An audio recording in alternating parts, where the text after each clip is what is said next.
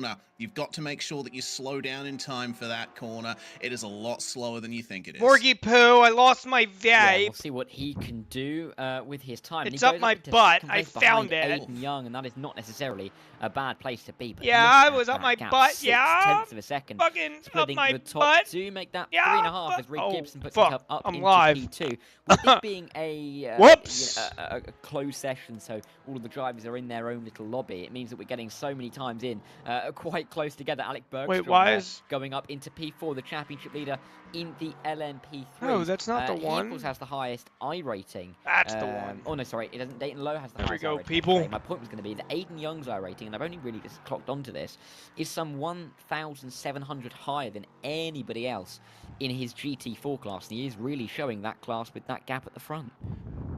Yeah, Aiden Young has been the form man in the GT4 class in this series for quite a few seasons now. Dayton Lowe versus Alec Bergstrom. Dude, what the fuck is going on? Is going to be one heck of a battle over the course of the season. Just saw that Vincent Leroux has gone fast enough to go to P3. Now it's Peter Huston, and Dayton Lowe will improve his time at the top of the field into the 1 minute 35 second bracket. His team is Aiden Young here, trying his best to get his way around the circuit in the last 3 minutes of the session. And I think, you know, the middle sector of the circuit in the GT4s is going to be a lot more difficult than the LMP3s find it. The LMP3s obviously a lot more precise through those tight corners. The GT4s are lumbering around this place, which makes Aiden Young's pace differential even more impressive.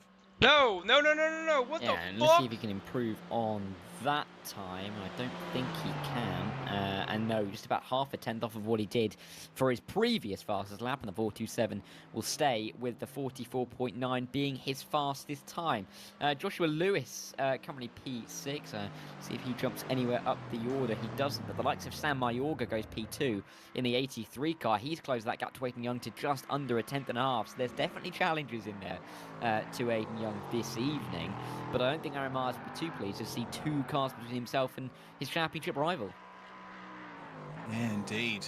Awesome stuff from Sam Mayorga to get himself up into second place there. Let's see what Lovkov can do on his final lap. At least we're predicting this is his final lap. Maybe one of his finals. You get 4 laps over the course of the 10 minutes here. And he has had 3 laps counted. So looks like this is going to be Lovkov's last opportunity to try and get a bit closer to Dayton Lowe. 4.5 tenths is the gap at the front of the LMP3 field. Lovkov, certainly one of the drivers who has suffered a bit of bad luck in the past. Let's see if this is enough for him. 135.6. That is going to be pole position for Oleg Lovkov. Very impressive. What a time from the number 69 car, looking to put himself on pole position here at the circuit Navarra, and let's see if he can do it. Dayton Lowe and Jake Browning, I'm sure we'll be hoping to improve if they've got any laps left, but yeah, that's a fantastic time from Oleg Lovkov, who's a little bit further back in the championship standings, 9th, I believe, coming into this race. I've got a lot of work to do, and that's exactly what he needs to be doing, is be picking up those pole positions and putting himself exactly where he needs to be to try and pick up maximum points in this upcoming race. Reed Gibson is coming up towards the line. Can he make any improvement? I believe he can with a 45.1, but it's not an improvement on his position, so he will stay in P3, just under 3 tenths off. Matthew Wyckoff has improved to P5, but I mean, he's P5 nearly a second off the time of Aiden Young, just showing how much pace that the 427 currently has. Yeah, I think Aiden Young's going to be very tough to catch here at Navarra. Declan Derber, meanwhile, one of the other drivers in the GT4 category, is going to improve by 5 tenths of a second. Unfortunately, that's not going to be an improvement. He's currently slowest of the drivers that have set a qualifying time. Interesting amount of drivers that haven't set times here. We have 4 of our GT4s that haven't set times for the grid, and of course, Doug Sorrentino in the LMP3. I haven't seen him set a single qualifying lap all season. He keeps doing that last to first challenge. Well, we'll see how it works out for him as qualifying is over, and it's time to go through the grid.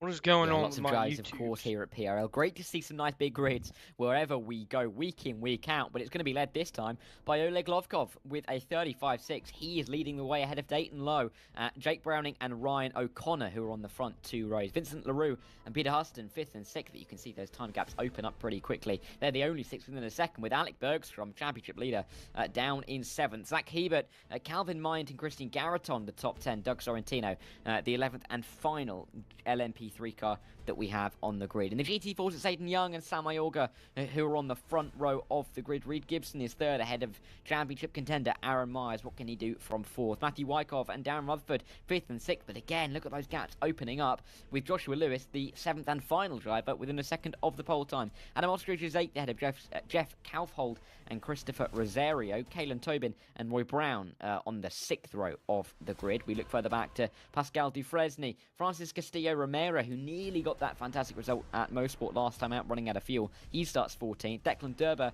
and Jean-Philippe Tremblay 15th and 16th, with Rog Ule and James O'Brien 17th and 18th. 2 more drivers on this 31-strong grid. Sean Mulholland in the 52 car and Will Jennings in the number 420 for Big Fast Racing. What can they do from the back taking of a picture field? of my car, We will wait and find so I can out. share it on the But Instagrams. one thing I think it's fair to note, Reese, is that this is a slightly longer lap time. We're looking at over a minute and a half for the LMP3s, nearly a minute and 3/4 for those GT4s, if not more. We're not going to see as many times that the LMP3s are going to lap the GT4s this evening, so we might be a little bit down on that chaos tonight. Yeah, here's hoping. Canadian Tire Motorsport Park last round, very high average speed track with plenty of fast corners. So the LMP3s came around on the GT4s very quickly indeed. In terms of the conditions, well, 78 Fahrenheit for those of you in metric land, that's 26 degrees Celsius air and track temperature, and we're very early in the morning, 9:14 a.m. So in terms of that time difference, well, I think what we can expect is they'll get up to pace very quickly, but like you say, the LMP3s shouldn't be troubling the GT4s too much in the opening stages. Yeah, and with the game set to the 13th of July, it means that the locals here watching the race can't remind me that, of course, Spain beat England in the Euros final, which is lovely to see. We're on to the formation lap, though. 31 cars here for this race this evening. Maybe a little bit of a condensed LMP3 field. Not as many cars as we've seen so far this season, but still, 11 can feel like a lot when you're getting through the traffic. I mean, this could still be quite an interesting one in terms of the strategy, in terms of the way that drivers work their way through the traffic, especially because they will be somewhat unfamiliar with the track, with the racing lines to take around here. Yeah, and the racing lines are difficult to pick around Navarra. It looks like a simple enough track from the air, but especially through this section, you have the flat-out left-hand sweeper, or as near to flat-out as you can get, but you're immediately on the brakes for this winding sequence, and that curb on the right will absolutely destroy you if you run a bit too deep, and you've got to be careful of the bumps coming off that corner too. You've got to get on brakes for these very tight 90-degree corners, almost hairpins in the middle of the circuit. This is a treacherous circuit. I'm not getting any practice I mean, the first in. Morgan, of the track, or the first half of the track, it's all least, your looks fault. A bit like it, Literally. if you asked someone to draw that I'm not getting Portimao any from practice memory. in. Because it looks a little bit like it, What? but it isn't quite the same. We've got the similar opening Yes, sector, it is. You want it to with be turns over there 1, 2, looking all 3, and beautiful. 4, despite it being a little bit more elongated, and then a left-hander following a right-hander. It does have that kind of Portimao feel, despite the fact that we've got absolutely no elevation to speak of whatsoever. So this is going to be an interesting one. We're getting onto the part of the racetrack as well. Yes, now sir, I for the can. I got drivers. nervous thinking that you were Myself talking and on the drivers first for a commentator second. Before we were getting ready, that looks a little bit like the bottom of a guitar in the final few corners. And this is where the pit lane comes off, because it's a bit of a weird one, isn't it? Yeah, you'll have to do it in quali Yes, too, indeed. but See the yeah, you'll pace do it car again is in the demonstrating race just that. also. That's where the pit Or at lane least at the entry start of is the race. before the Did you second set last corner. The drivers will need to be very careful of that when they come in for their mandatory pit stop sometime. Holy in the shit, middle I'm not of thinking the because race. I'm driving. But Did you LMP3 set a field round the button final to corner. We're gonna have a switch race all on. that stuff with? Yeah, Oleg Lovkov's going to take us to green. Very early start. He's going to leave everybody for dead down towards the opening corner. That's as if he can fend them off with the slipstream that they're going to have behind. Green flag running here for the fourth round of the season with Dayton Low looking in. Oh, I got you. You're just going through the black box. I got you.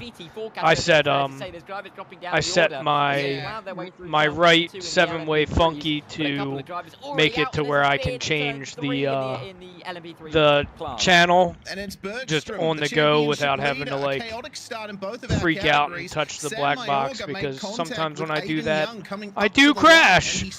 On the racetrack, he has gone back to the pits. I think Mayorga might have had a hardware failure. I don't know what's happened to Bergstrom. Sorry, I'm also talking a lot. I'm in a talkative mood for some reason. I don't know why. Yeah, my girlfriend's really annoyed by me right now. There's a driver running off very, very wide. There's a driver spinning as well in behind. It's all kicking off as they work their way through this opening section. Yeah, it is Rosario. Yeah, I've been telling everybody in my stream currently that if I wake up dead tomorrow, I'm not suicidal. Wink, wink. In all of this, in everything that's going on, there is Oleg Lovkov. Look at the lead. He's got 1.6 seconds at the front. Yeah, it's a very good start for Oleg Lovkov. I don't really understand what's going on, but my voice chat within iRacing is very, very low. The first lap is proving chaotic, to say the least, of seeing Jeff Kaufhold losing positions in the GT4 class. I'm not sure what the Valhalla Motorsports Porsche has come across there, but back behind Rosario, who was one of our spinners on the first lap. Man, this did I get a little bit louder? I turned up the volume on my Got to be so careful through the corners, and evidently cold tires proving more than the measure of a lot of the drivers in this field, as Dayton Low will go for it on Jake Browning for second spot in LMP3. Yeah, I got you. I got a GTP behind me going into Spa, or going into Radion, and I'm very curious how patient they're going to be in the race. Inside there, but he's making sure that he's not going to hit Dayton Low while they're fighting. He's still going around the outside along this long left-hander, which you commented earlier, Reese, about how you can take different lines through here, and the inside has worked out for Dayton Low. I am surprised about how much space Jake Browning gave Dayton Low there, because it was almost like he was scared off the road by the 708. Yeah, well, I think, you know, Navarra, it's the grip is very hard to find through that section, so it doesn't surprise me that Brown. It could be different track settings. Did you have like track usage up high and stuff like that? Stages of this race, you know, a 35-minute race length. We've still got 32 minutes on the clock. There's still a long way to go, so I think Browning's going to reset himself and try and get himself back up into second pretty soon. But well, they've all resumed in the top 6. I got you. Yeah, that might be the thing. So the track might have been faster. Looks like Will Jennings is the biggest on the officials than it is here in PRL, just from different. Quite well at the moment. The weather could be different and stuff. Where are you on track? I'd like to try and get behind you and see if I can get some pace and some joining practice. Uber late. Running in second, but man, there's still a lot to play for. Oh wait, no, I see you. You are 17 seconds behind me, so I'm going to slow down. Action off the race start. First, what we're going to look at is Sam Mayorga. This is very interesting, Dara, because watch what happens when they come out of the final corner. It seems like there's just a hardware failure there for Mayorga. He bumps Aiden Young. I'm going to be at the bus stop. The rest of the field have to find their way around. I'm going to try and time it to where what's going on there.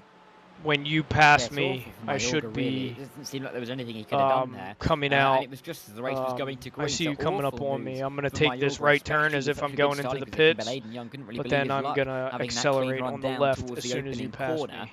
But I mean, the same can be said for Oleg Lovkov, because he had such a great launch, catching everybody really behind him napping, and it means that he has got a near 3-second advantage. Did not realize you had somebody behind you. I feel bad, so I'm going to let him pass. I'm going to have a look as well at Alec Bergstrom here at turn 3. What happened to the championship leader? Oh, getting in a little bit too hot, I think.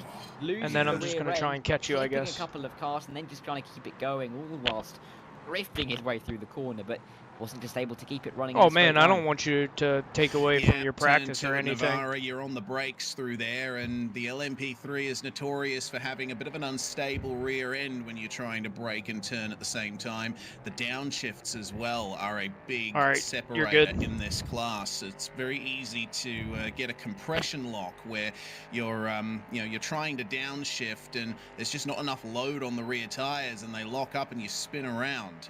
That happens plenty of times in these cars, but with the tires up to temperature and a little bit more rhythm in their step, I think most of the LMP3 drivers will have sorted that out. As for Bergstrom, down in 11th spot. Yeah, we'll have to see how this battle pans out. Here's Jeff Kaufhold from the opening lap. Let's see what happens. The 65. Oh, just getting a little bit too hard. That turn right there is the one that I mess up the absolute most. I think and this one. A little bit too deep. Yeah, going a little bit too deep and then not really counting for the concertina effect in front of him, giving a little bit of a love tap to the car in front. And somehow he's come off worse, I think. So physics doing its job perfectly well there. But we'll have to see how that one pans out for him in the rest of the race. Here's Declan Derber on the opening lap as well, bouncing his way over that curb and then getting a bit of a love tap as well.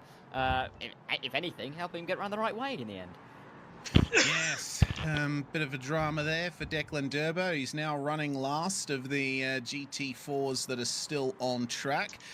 We have Note to self, when you are following closely on that last right that you stay wide open on, when you are following somebody, downforce disappears. Down before the green flag even flew. Sam Mayorga is currently our only retirement in the field after that horrendous run out of the final corner. But keep our eyes peeled on the battles back here. Vincent Leroux and Peter Huston, they're fighting over the top. For some reason, I'm getting really bad tire spin in like mid left turn of the bus stop, and I don't know why. In the LMP3s. Yeah, and then of course leading into turns 1 and 2 where it's flat out through 1 and then a little bit of a lift from 2 and then of course hard braking for 3. It's difficult to really find and craft that move, especially when that slipstream is being interrupted a couple of times before the heavy braking zone. So tricky for these guys to be able to make this move without any traffic, but you could just about see the GTPs going through Radion is going to be tough, or Eau Rouge. We might be able to see some movement in the order when that does occur. But we're looking at Will Jennings here in that Mercedes-Benz, just all over the road trying to defend at the moment. And it seems that the likes of James O'Brien and Christopher Rosario have a little bit more pace at this stage. Yeah, at the moment it seems Damn, I might save way. a couple of these laps of us here in practice.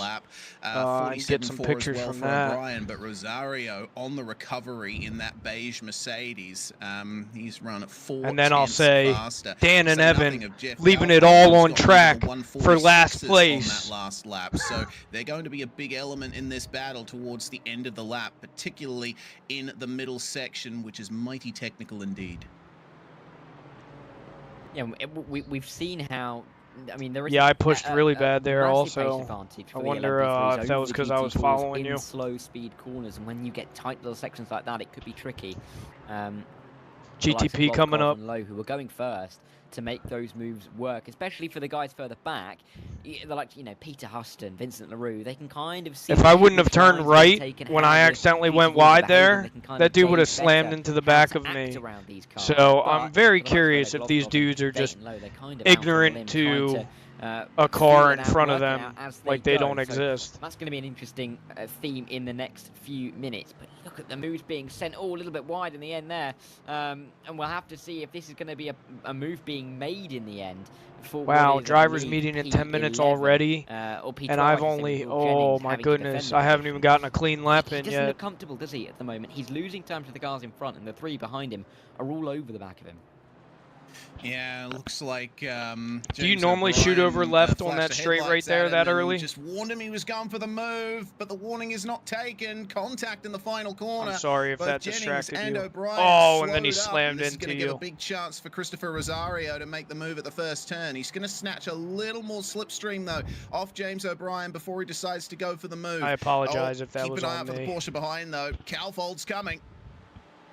Yeah, he's just going to grab the inside line into the opening corner. Of course, flat out through there. Bit of a lift and a bit of a breakthrough here for the GT4s. I shall stop talking. Let's put in some good laps and so I can figure out what my qualifying pace is going to be. Having a little bit of a door banging, really on the front door, but just about holding position. Did you hit the brakes there on exit? Oh no. Rosario though. Oh no, he's taken to the other circuit, the other layout it seems, and he's gone far too wide. He's going to lose all three pit exit, you slowed down a lot as soon as we got on the straight. Somehow in all of that, Rosario has come out in the same position that he started it in, as Reed Gibson makes a move for P4. Oh, you gotta turn that bitch off before you even make that right-hand turn. Positions that he lost in the opening laps. He's still down one from where he started. Aaron Myers and Matthew Wyckoff both gaining one position each on track. Of course, granting a second position for the unfortunate runnings for Sam Mayorga off the start. This is a very tight battle for third, isn't it? Wyckoff is continuing to hold off the charge. This Porsche's getting a little impatient, so I'm letting him go. That Reed Gibson is starting to make and then we got two cars that focus on the exit of the behind us that are on out or not on out lap. One of them's on an out lap. The other one isn't. Let's see, it doesn't look like any of them are close enough to be making any kind of moves at the moment, so that's and I have really cool tires. Promising. I lowered my front ARB one in the front with what setup are you using? Racing action at this stage. Wyckoff leading the way in P3. Really, nothing that he can do, and you can't necessarily blame him with the two championship leaders out in front. They're pulling the gap away. Got you. Is that the one where you did that 18.6? Really, that battle for P3, not just in this race, but probably in this championship as well, that Matthew Wyckoff is doing a very good job of. There's a send from Reed Gibson, and there is a hit on the rear for Matthew Wyckoff, who's lost one position, but somehow gets righted after a second bit of contact with the number 12 It is hot lap time. Did you get an off track there? He hasn't got too much damage, but I'm sure he won't be too pleased at that one. No, certainly not. His teammate as well, Darren Rutherford, having to check up there to avoid running into him, and that's put both Porsches in a bit of I need to not touch that left side curb. I get wheel spin every time. That's the danger of that section here at Navarra. Very fast entry. If you commit to the inside, then you're going to come sailing through, and you've got to be careful not to run into the car on the outside. This is the onboard of that incident. Yeah, just looks like, Wyckoff, I think, ran a little wide there, and unfortunately, the Valhalla car, the door just was not open. A couple fast cars coming up, it looks like. For Wyckoff, but he's got the time to try and gain up to the back a little bit as well. So watch to see if he can make those moves back. For sure, he's only 3/10 behind Josh Lewis, and then he's a 2.5 seconds behind Reed Gibson. So there's definitely possibility for him to make those moves. But here we go. Traffic is starting to become a factor. It's taken 12 minutes. My word. As it held, just about held. What a save! Oh no! Dude just turned in on me like I wasn't there. As Ryan O'Connor's gone around after contact with the GT4 car. I'm not sure whether the GT4 miscalculated, a little bit annoyed at the contact or whatever happened there. But Ryan O'Connor's come a cropper from the traffic. Are you letting them pass or are you going back to pit? I'm not too sure what happened there exactly. It'd be easy to see with an onboard. Garrett Pons missed his pit stop. I was going to say before all of that kicked off, Alec Bergstrom had an issue on that lap, and he's come into the pit lane as well. It was absolutely all kicked off here, Reese. I don't know where to look anymore. I guess before we get back out on track 2, I messaged System Decal about that's Declan Derber, the logo that I wanted to add. He hasn't gotten back to me, which I'm a little confused. He read all the messages. That's a real shame. I feel like, I don't know, I don't think he would do this, but I feel sorry I'm hoping that Chris wasn't like, hey, the guy's a Tachyon. Forced into that by the initial contact from behind. The car was just too unstable to slow down in time as the LMP3s came through. Yeah, Derber found himself in a derby there, didn't he, really, in that final corner? It was all sorts of chaos between all of the LMP3s and, of course, Declan Derber, who was just in the midst Yes, there. I agree. It would be very stupid. the leading LMP3 guys come through on this leading But I asked group him to of update the logos GT4s. on my car, You can just see and then Lovkov I in the told him background there, that about to make his way towards we this would look group. in, But here I would is let Josh him know Lewis and if Matthew Wykov. we were doing Wykov that is losing on the same thing over on fist your to car Reed next, Gibson here. or So he's going to have if to you get would through have as any quickly as he can on the changes. number 12. Inside line maybe, in towards turn 1, going to think about it, but not for it. In the end, as we go through turn 1 and then through turn 2, is he going to send it in turn 3? A little bit of a bump over the curb means that he's not able to, but here comes Lovkov. Can anything change in the orders of the top, or at the top of the I orders went in either during class pit with lane this just traffic because there were a lot of cars and I didn't want to get in their way. That is the question. Going to see a lot of line alteration, especially in this section, but the downforce of the LMP3 showing on full display there as Lovkov goes round the outside of the 2 lead because cars of the in other this pack cars, and or manages to because you keep just it want on to the try circuit as something? well. That would have compromised Josh Lewis a little bit. Now Wykov and Rutherford are fully together again in the 2 Valhalla Porsches. Got to be gentle though. Here comes Dayton Lowe to make his way through hard braking zones in this part of the circuit. Is it going to be enough for him to get by? It will. Only just in the braking zone. He has cleared them. Yeah, the LMP3s are about the same in the slow speed, aren't they? Not really much time that they can gain or lose in those parts of the racetrack, but through the faster corners, particularly as we saw at Motorsport, they can gain so much time. Here's the fight over P5 in the LMP3 battle. Peter Huston and Zach Hebert fighting it out. Hebert trying for the up and under, but Peter Huston just about making sure that he keeps himself in front. He's doing well in the championship. He's the man driving the 42, and he will be hoping to stay where he is. Through the final 3 quarters, one of the LMP3 cars off, rejoining a little bit dangerously, trying to get themselves to pit road. Your pedal software? Maybe not. That's a big old incident towards the back. There's Doug Sorrentino going up to P5 as Zach Hebert comes into the pit lane. But again, it's just all kicking off all over the road because all of the cars just find themselves on track next to each other. Yeah, looking like it. Francis Castillo-Romero and the BMW is going to bring his GT4 in as the leaders continue on. This is such a difficult run, isn't it? Oh, no, that's Josh Lewis that has spun in the GT4. He's going to have to do a 3-point turn to get himself righted. Oh, my goodness. Yeah, this is turning into a bit of a messier race than we saw even at Canadian Tire Motorsports Park. I mean, Dara, you were hoping for less chaos. I don't think you've gotten your wish. No, at least we're getting it in our plumps, aren't we? We're not getting it all the way so it's through. not, the first 10 minutes was relatively stable, but you can 50% through the pedal software. You're doing 50% on moment if I've ever seen the from the LMP3, just minding their own business, trying to avoid. Here is more contact, maybe down in towards the hairpin. The 44 around the outside, Huston on the inside in the LMP3, trying to make these positions himself. That's I got you, and it's not, and it's only getting up to 50%. You're saying. B7, that's Ryan O'Connor, P6 man I should say, making that move, making sure he gets through on these GT3s. But look at this, there's 1, 2, 3, 4, 5, 6, 7, there's 9 cars in frame. That's a third of the cars in the entire race within 2 corners of the racetrack. So you'd think in a few minutes time, when they've all split themselves out a little bit more again, we might be having a chance to catch our breath. Yeah, hopefully. Man, Ryan O'Connor arriving on the scene there. I was like, where did he come from? Oh, you may not such is the ebb and flow of traffic, really. This McLaren may not be there'll be a bit of an easier time for Calvin Mind and Vincent LaRue making their way through here. I do that, I break, I think I'm breaking to 50% for Pouon, but that's what I do in this car. And the last to first challenge is going very well for him at the moment. The 31 up to P4 is Josh Lewis and Christopher Rosario, the teammates in the Mercedes GT4, into the pits for their stop. Interesting to see that we have a few GT4s that are going for that early stop, but I saw both of them had slight damage, which might have been affecting them. Remember, the new damage model on iRacing is just the damage model now. All cars have it, and those little bumps and taps that you get around the circuit, it's more significant than they used to be. I'm sorry to hear that. Yeah, makes me sad that you're having to deal with this. I wish you weren't. In a race such as this. This is Reed Gibson being lapped the first time by everyone coming through. This is Vincent Leroux and Calvin Mayen, the battle for P7 in the LMP3s, trying to overtake.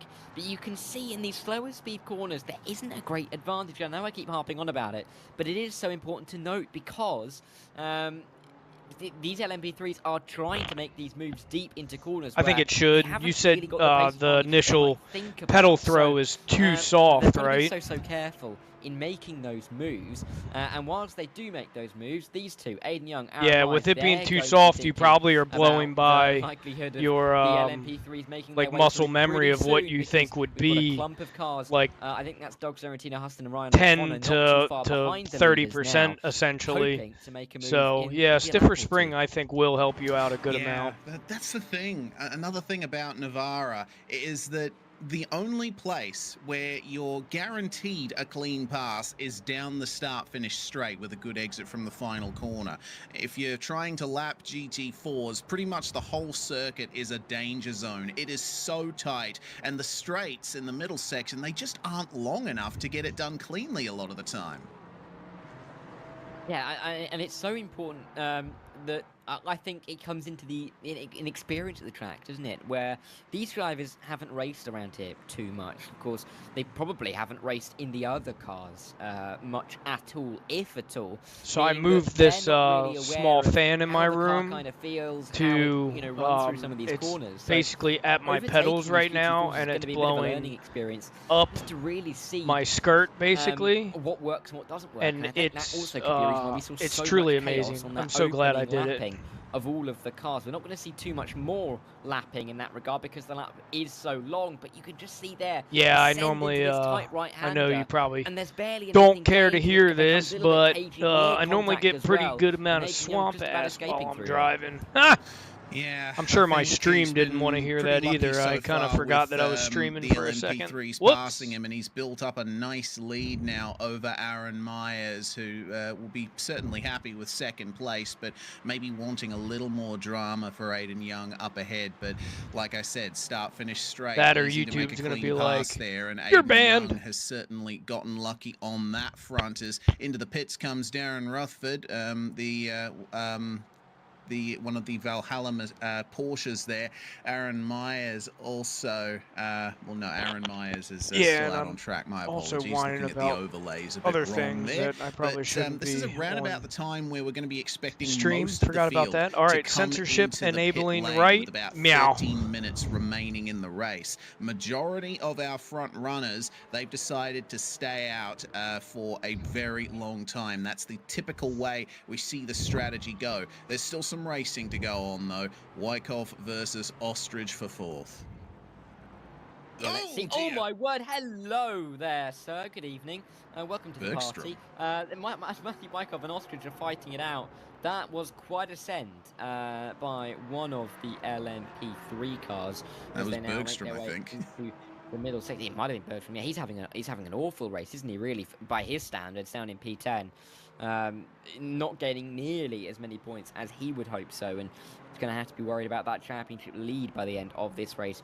You'd have thought he'll be happy though that Lovkov is currently beating I never heard the team faster. meeting. 35.2 is his new fastest lap of the race. But back to this battle for P4 in the GT4s and Wyckoff and Ostrich.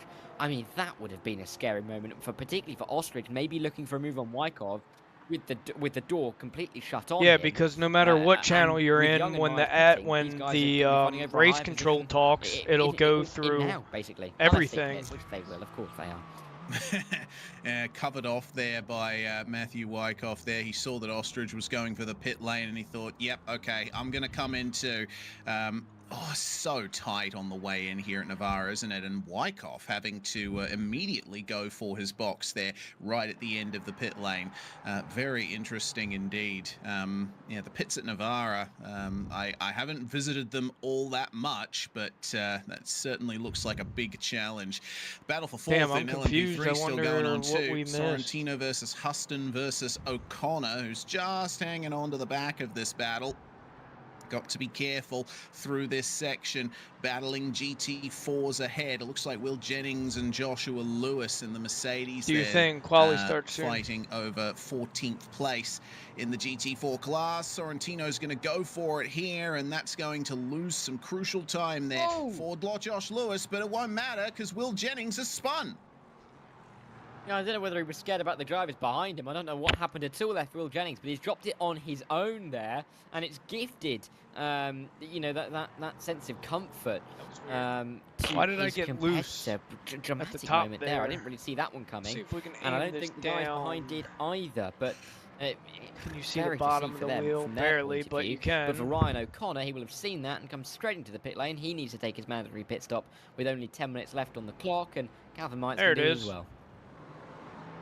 Yep, so now our top 6 in GT4, as top 6 in LMP3, sorry, the only cars that have yet to make a visit to the lane. All of our GT4s have taken their mandatory pit stop, and at the moment, it looks like as far as battles go, Wyckoff versus Ostrich still going on for 5th in GT4, 9th and 10th. Also battling Cal Hold and O'Brien. This is Calvin Mites' pit lane entry. There's a reason that we're being shown the replay for this, and I think we're about to find out why. Very tight over the curb. Okay. What's the deal there? Is he one of the first boxers? What? I'm not sure what happened there. Has he just decided that he doesn't want to go through the cones? I don't know. It's one of those things where you feel like you've seen everything in sim racing, and then you just see something just so totally random. Did he accidentally catch neutral over the curb? Maybe, but that doesn't make sense. Why he would then, you know, not go through the cones into the pit lane? All very weird. Very regardless, odd. 4 drivers who have definitely come into the pit lane. Lovkov, Lowe, Browning and Huston, as they are all stopped. Vincent LaRue is coming in as well, as everybody pretty much, apart from Doug Sorrentino. No, he actually, in the briefing, Sorrentino, he said, just behind common sense. He basically said, you guys have done this before, so I'm not going to keep it long. I'm having a really bad stutter right now. I don't know, Doug Sorrentino, I'm not advocating for anything, but with Sorrentino still with a pit stop to take, could he play a little bit of a teammate game here for his teammate, Oleg Lovkov? Yeah, this is interesting to see. I mean, Sorrentino's caught up to no, I 100% agree, Lovkov and just come out I'm sure they're probably getting enough complaints from it that they probably are on the verge of. They're probably doing an update to re-optimize meanwhile, it. You see those bumps in action there for Zach Hebert, a very shaky piece of what is the R in the LMP3s. Oh no, in that little thing. Just seen a problem for Joshua Lewis. We've been following him in the GT4 class, and he's just gone back to the pits. Oh man, you don't have to look. I just wasn't sure if you knew off the top of your head. I'm sorry, you don't gotta leave, bro. But we'll update you when we can. But keep our eyes peeled on Hebert and Huston here, with 5th place still up for grabs. Likely going to be 4th when Doug Sorrentino comes into the pits. We're seeing pit stops of about 6 to 7 seconds in the LMP3s. This is what happened to Lewis, and he just runs deep in turn 1 and pulls over. I think maybe he was in danger of exceeding the incident limit. Yeah, or maybe a hardware issue as well. So interesting there for Josh Lewis. We're seeing lots of things we wouldn't have expected to see tonight, aren't we? So far in this race, we've only been going 28 minutes or so, and we have had we've got stories to tell that nobody would believe if they weren't filmed. So good job that they are. Here's Doug Sorrentino getting through and still behind his teammate Oleg Lovkov as they bump their way through. Sebring-esque at turn number 5.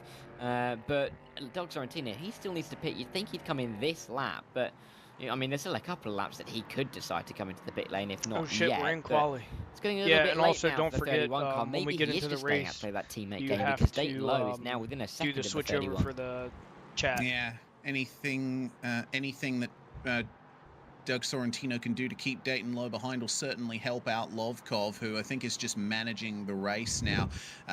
Don't know how many laps he has remaining in the tank. Here we go, chat. Mr. To Sorrentino, nobody that's but watching. doing quite well at the moment.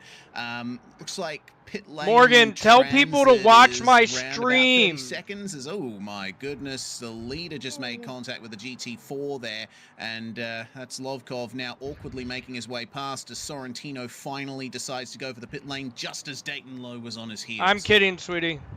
Yeah, and we've got, what, 6 minutes to go. So let's see if I can do the maths. So across the line, let's give it 5 minutes 45. I almost started talking on drivers. 1 minute 35 lap time. So this could be another 4 laps pretty much. This is what we saw. This is what Lovkov happened. What happened to Lovkov, I should say. He's gone deep and then he's almost covered off as if it was a defensive move thrown by the number 23 GT4 car, but regardless, Lovkov made his way through.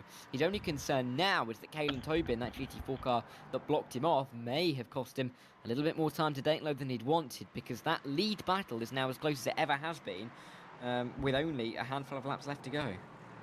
Sorry, I'm trying to do minimal distraction of you. But question, what do you, he's come what out track back in control 8 setting spots. are you So driving still up at? 3 spots from where he started, which isn't too bad. He's right on the back of this excellent battle for 5th place. Hebert and O'Connor, they're still fighting hard That's over what I'm 5th, at, but Alec Bergstrom has caught up to them. Bergstrom on a massive recovery drive after his oh, I never shared it myself. I'm an idiot. Lap. But where can he make the pass? Certainly not in this section where it's very difficult to negotiate the bumps running off the circuit and short straights besides. This is Zach Hebert. Oh, sorry, Alec Bergstrom. My apologies. Yeah, it is Zach Hebert in the VR setup here. Oh, God, no. Around he goes. That's a big shame for Zach. And he will fall back to 9th place, potentially 10th, depending on where Christian Garreton is. But Sorrentino to the front of the pack. He has had a good luck, buddy. I'm starting so far lap tonight, 1. the number 31 car, not having to spend too much time in the pit lane with the lack of fuel that he needs to put in the car, so he is going to benefit from that. I think. Oh no! Oh, Bergstrom's coming back in. That's interesting that he's coming in. I'd also like to say that with Hebert coming around, that is the first time we went to him on broadcast this race, so we can firmly, I think, place the blame 100% solely on Dustin there. For the spin that Zach had. He obviously knew he was on camera and it put him off.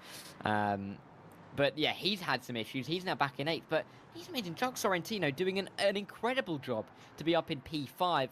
You doubt he could get up to Peter Huston with only, what, 3 laps to go, but you know, never say never. There's definitely a chance. What is going on? Absolutely is. Sorrentino will go around the outside of the BMW there and pincer move up the inside for Ryan O'Connor, who wants that top 5 position back.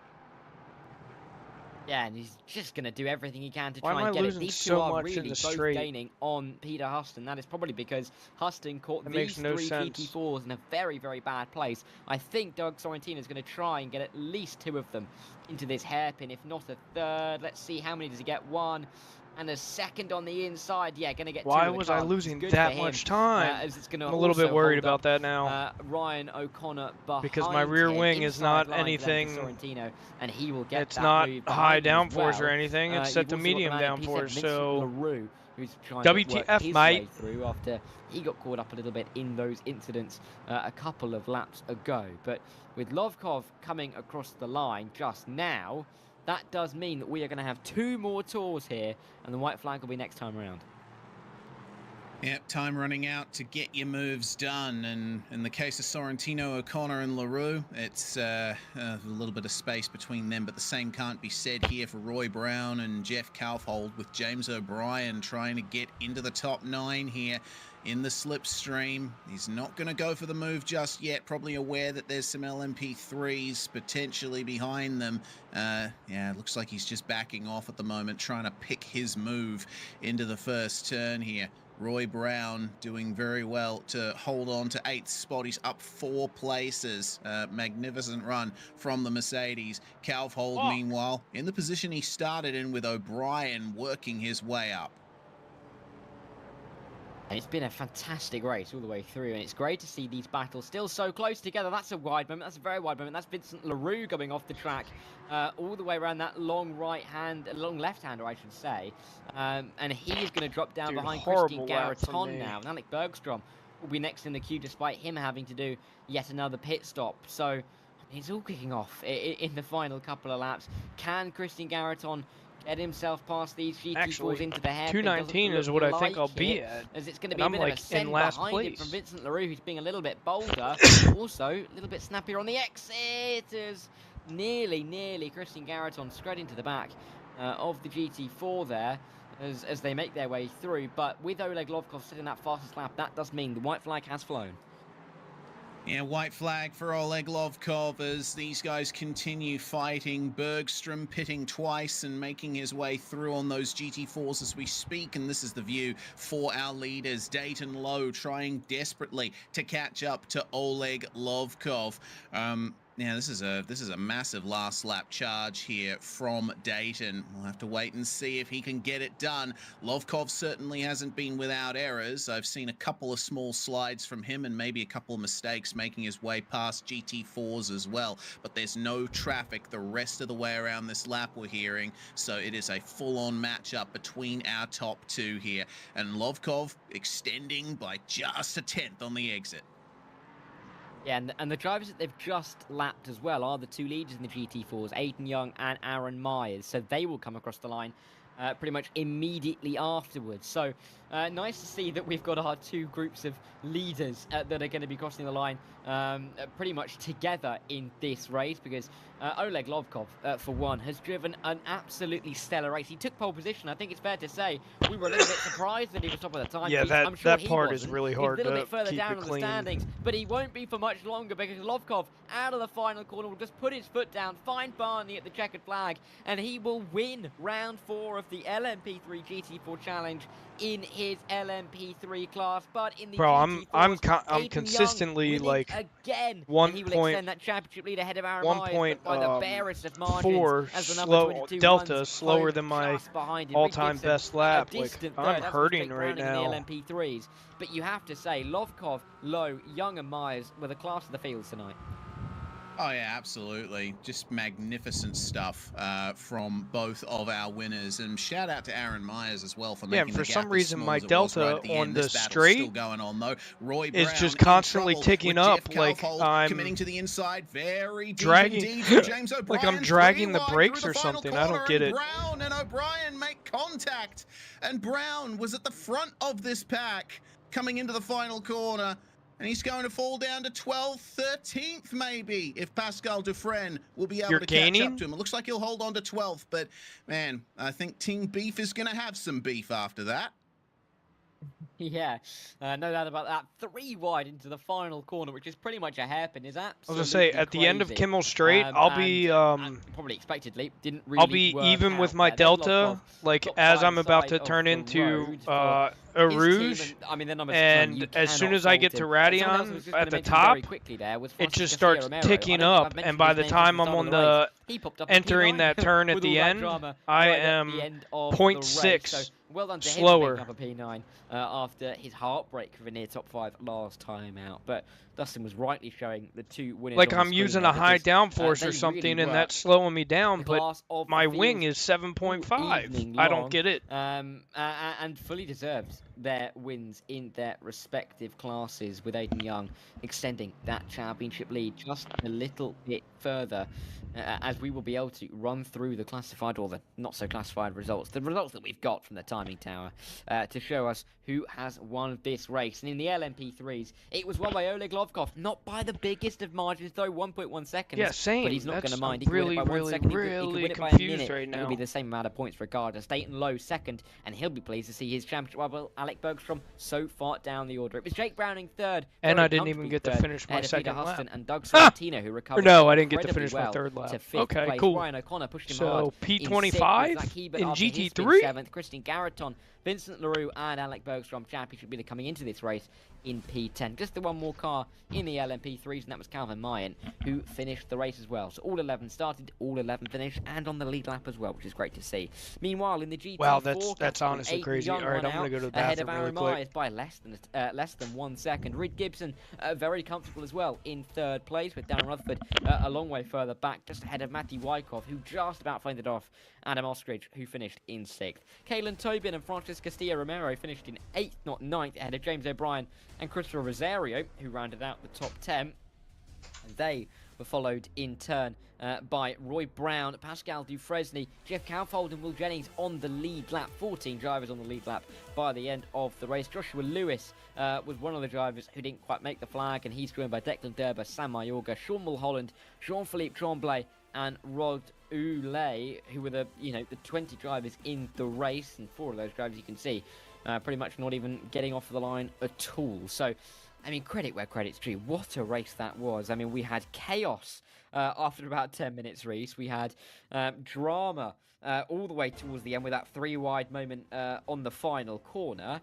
Yeah, I think Navarra really has shaken things up tonight.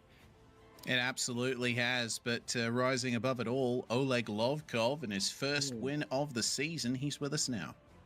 Hello, gents. Yeah, Oleg, congratulations. Fantastic result for you. Talk us through that one, though, because you got pole position, and you had a great start, and you just didn't look like you looked back at all. Yeah, it was a very calm race, I say, as I wipe the sweat off my forehead. I just didn't have any pace in practice, so I was not very happy with my performance in practice, but then quali went well, and the race as well. There were a couple of annoying moments where Dayton started catching up. But it was a pretty solid race, I think, for me. I was not expecting that result, but here we are.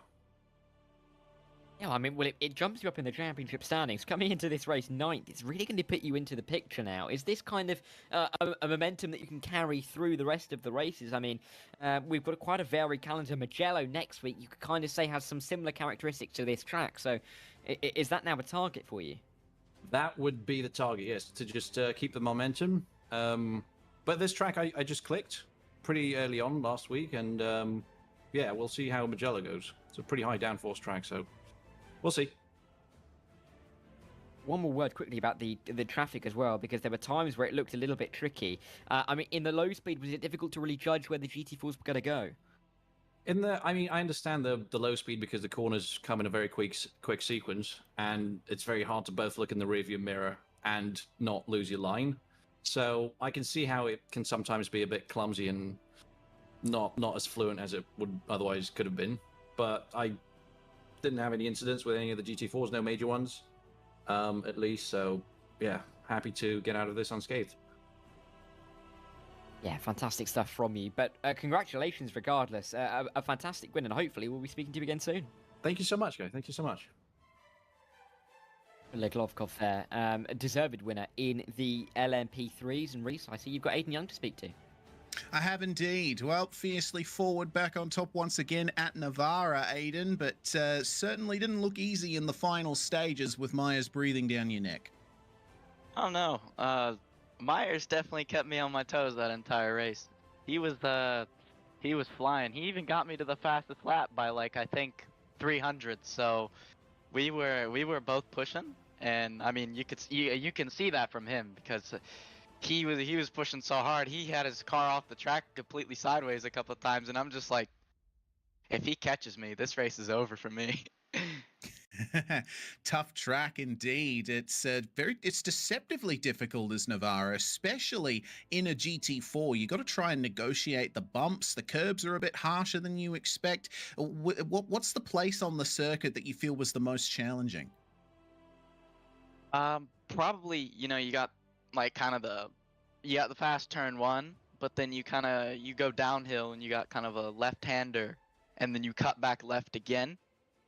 That little section right there is like, if your ABS kicked in barely just a tiny bit, you could miss the corner. And especially if you didn't play your trail braking right through there, you would kind of just go straight and you'd lose like 2 to 3 tenths, which in that race with me and Aaron, 3 tenths probably there, had I done that more than the one time I did it, probably would have costed me the win. Yeah, indeed. Certainly didn't come easy, but it's still maximum points for you from this round. Mugello is up next. It's a very different circuit once again. We're back to those fast I cannot figure out why, but my live stream is playing I think it should a be GT4 good, broadcast, but and I'm not sure why. I do not like Mugello. It is not a track I get on with. I for some reason, like, I can drive it in other cars and like other games, and I love it in other games, but on iRacing, I don't know what it is about the circuit. I don't like it. It doesn't treat me well. Well, we shall see how your competitors fare relative to that, Aiden. Congratulations once again, and hopefully we'll be right here again next week having a chat to you after that. Thank you. Brilliant stuff from Aiden Young once more. Class of the field in the GT4s. Final driver we're going to talk to, Dara, though, is I do fool who finished second. The fool that you can do. Hey yo, what it be? What it do? Low. Yeah, well done, Dayton. Again, picking up some very, very good points in your championship challenge. I mean, that's because in the best position I think to help you out, you needed to do that race, because it felt like medium downforce endurance and not the sprint. You weren't really able to catch Oleg with the pace that he had. Yeah, Oleg had fantastic pace this race. It didn't help that I had aero damage. That could benefit for you, actually, so I'm actually curious about that. I passed for P2. The car felt nowhere near as stable through some of these quarters, and it was just a bit sketchy, so I didn't have the confidence. And yeah, but I Checo haven't touched iRacing in about will be on a different strategy to go from so, you know, having done literally 19th place practice, to I'm content with this result. up to the points, but his strategy won't work for him. Me the points, so I really can't complain too much about this race. I'm happy where I ended up. Yeah, I mean, there's rumors about him saying he's gonna retire, and he's announcing it after the Mexican GP. But also he posted on that, or he posted on Twitter or something. Most of the problems I had was a combination he posted something from the Wolf of Wall Street, basically saying, "I'm not fucking leaving." So it could be not true. Other than that, no, I really didn't have any problems with traffic. It was pretty easy going. And then a quick word on next week's track, Mugello. Oh, I 100% agree, but Italy, is it one of the tracks you like? For some reason, I don't. In the GT4s, I don't know why I think this, but I don't think Red Bull is going to get rid of him. I think they're going to try and keep him in the car for next season to see if, you know, maybe they fix the car, but at the same time, like with Ricardo just getting dropped like that, well, hopefully you know, can, and they very well could just be like, "Yo, Checo, I know you just signed that 2-year deal, but peace out, my dude."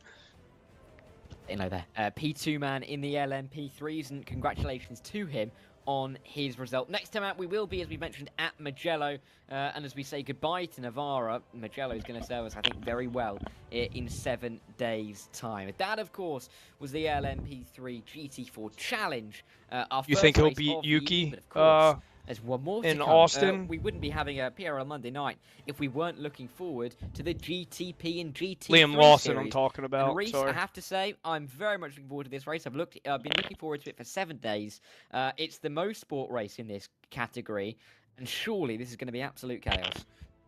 Yeah, it's wet as well, so you know that the chaos is going to come thick and fast. But into Lagos for the next round I got you on that. GTP I was GT3, asking if you think Liam Lawson is going to hop into VCARB and do better than Sonoda. Round out the season. Beautiful schedule here. Yeah, of course, we've got Motorsport, and then we've got some classic tracks. It almost feels like Motorsport's just been chucked in here randomly, but I am absolutely here for it. But let's see what is going on in the championship standings, because Pat Pelchat, he has just been the class of the field. I honestly think it's the car. He has a 37-point advantage over Alex de Almeida. And you can see from de Almeida in second down to Nathan Ray in 10th, there's a 15-point gap. Carter is third with Graham Wildmon in fourth. Jack Hedgecox and Nicholas Schwartz are tied on 129 points in fifth and sixth. Darian Roy and Ray Kingsbury tied on 129 125 with Rodrigo Abreu just behind. And as I mentioned, Nathan Ray in 10th. In the team standings for the GTPs, the picture looks, though, as if we've got a very much six-way fight for the championship. Solpec Precision Racing can go win. Blue McCall Motorsport, Solpec Precision Racing QC, Waterback Racing Overdrive, I'm right behind you. Along with Pax I'll try and let you know if Oceani, anything a rule big split is by gonna only just happen behind 26 you. points. Simcar a long way back, fiercely forward even further, and Vice yet to get off of the mark, but massive battle in that and GTP that dude, teams. Mark McDonald, that I was The battling with GT3 last Drivers, week, he's we've got a little bit of a closer championship. Me, Brett so Gardner leads the way with 165 points. Jake Cummings and Corey Saccone are tied on 150. Chris Stewart and Ted Lovendick, 142 and 135, puts them 4th and 5th, with William Fenson leading the brothers in 6th. Richard Saavedra, Eric Fenson, Sean Murphy, and Bowie Seaon rounding out the top 10. In the teams championship, it is a little bit clearer for Tech Sport Academy by AMS to be leading the way. They've got 315 ahead of the Fenson brothers and Big Fast Racing. Drive Trainer Motorsport, Tachyon SimSport, and DFL Racing are the 6 teams above 200 points, with Solpec Precision Racing, Waterback Racing, Back Row, and AGS Blackthorn Racing the other teams in this category. But there are the standings leading into this race. But look at the track. This is going to be absolute abject chaos. This is wet. This is wild. There's going to be cars all over the road. Anything could happen here, Ace. Anything. Absolutely. And I mean, it isn't demonstrated any clearer than it is right now, just where the bumps and dips at Canadian Tire Motorsport Park are. Seeing Pelchar make his way around for his final qualifying lap, and we're getting a very good tour of this place in wet conditions. You know, wet racing, you have to be careful to alter your line. You can't take your typical racing line around this place, and the inside, it seems, has quite a bit of a dip on a lot of these corners. Pelchar is just searching for those less shiny areas of the racetrack where there's a little more grip available. Yeah, it's such a tricky track to get 100% right, and you can just see the puddles forming all the way through that hairpin down at turn number 5. So it's going to be so difficult for these guys, I think, to pick their way through in the fastest way possible. So this is going to be interesting to see what the times are going to be telling us. And there you can see at Pelchar, look at that advantage. This is a 1 minute 16 lap, and 8/10 is just mighty around here.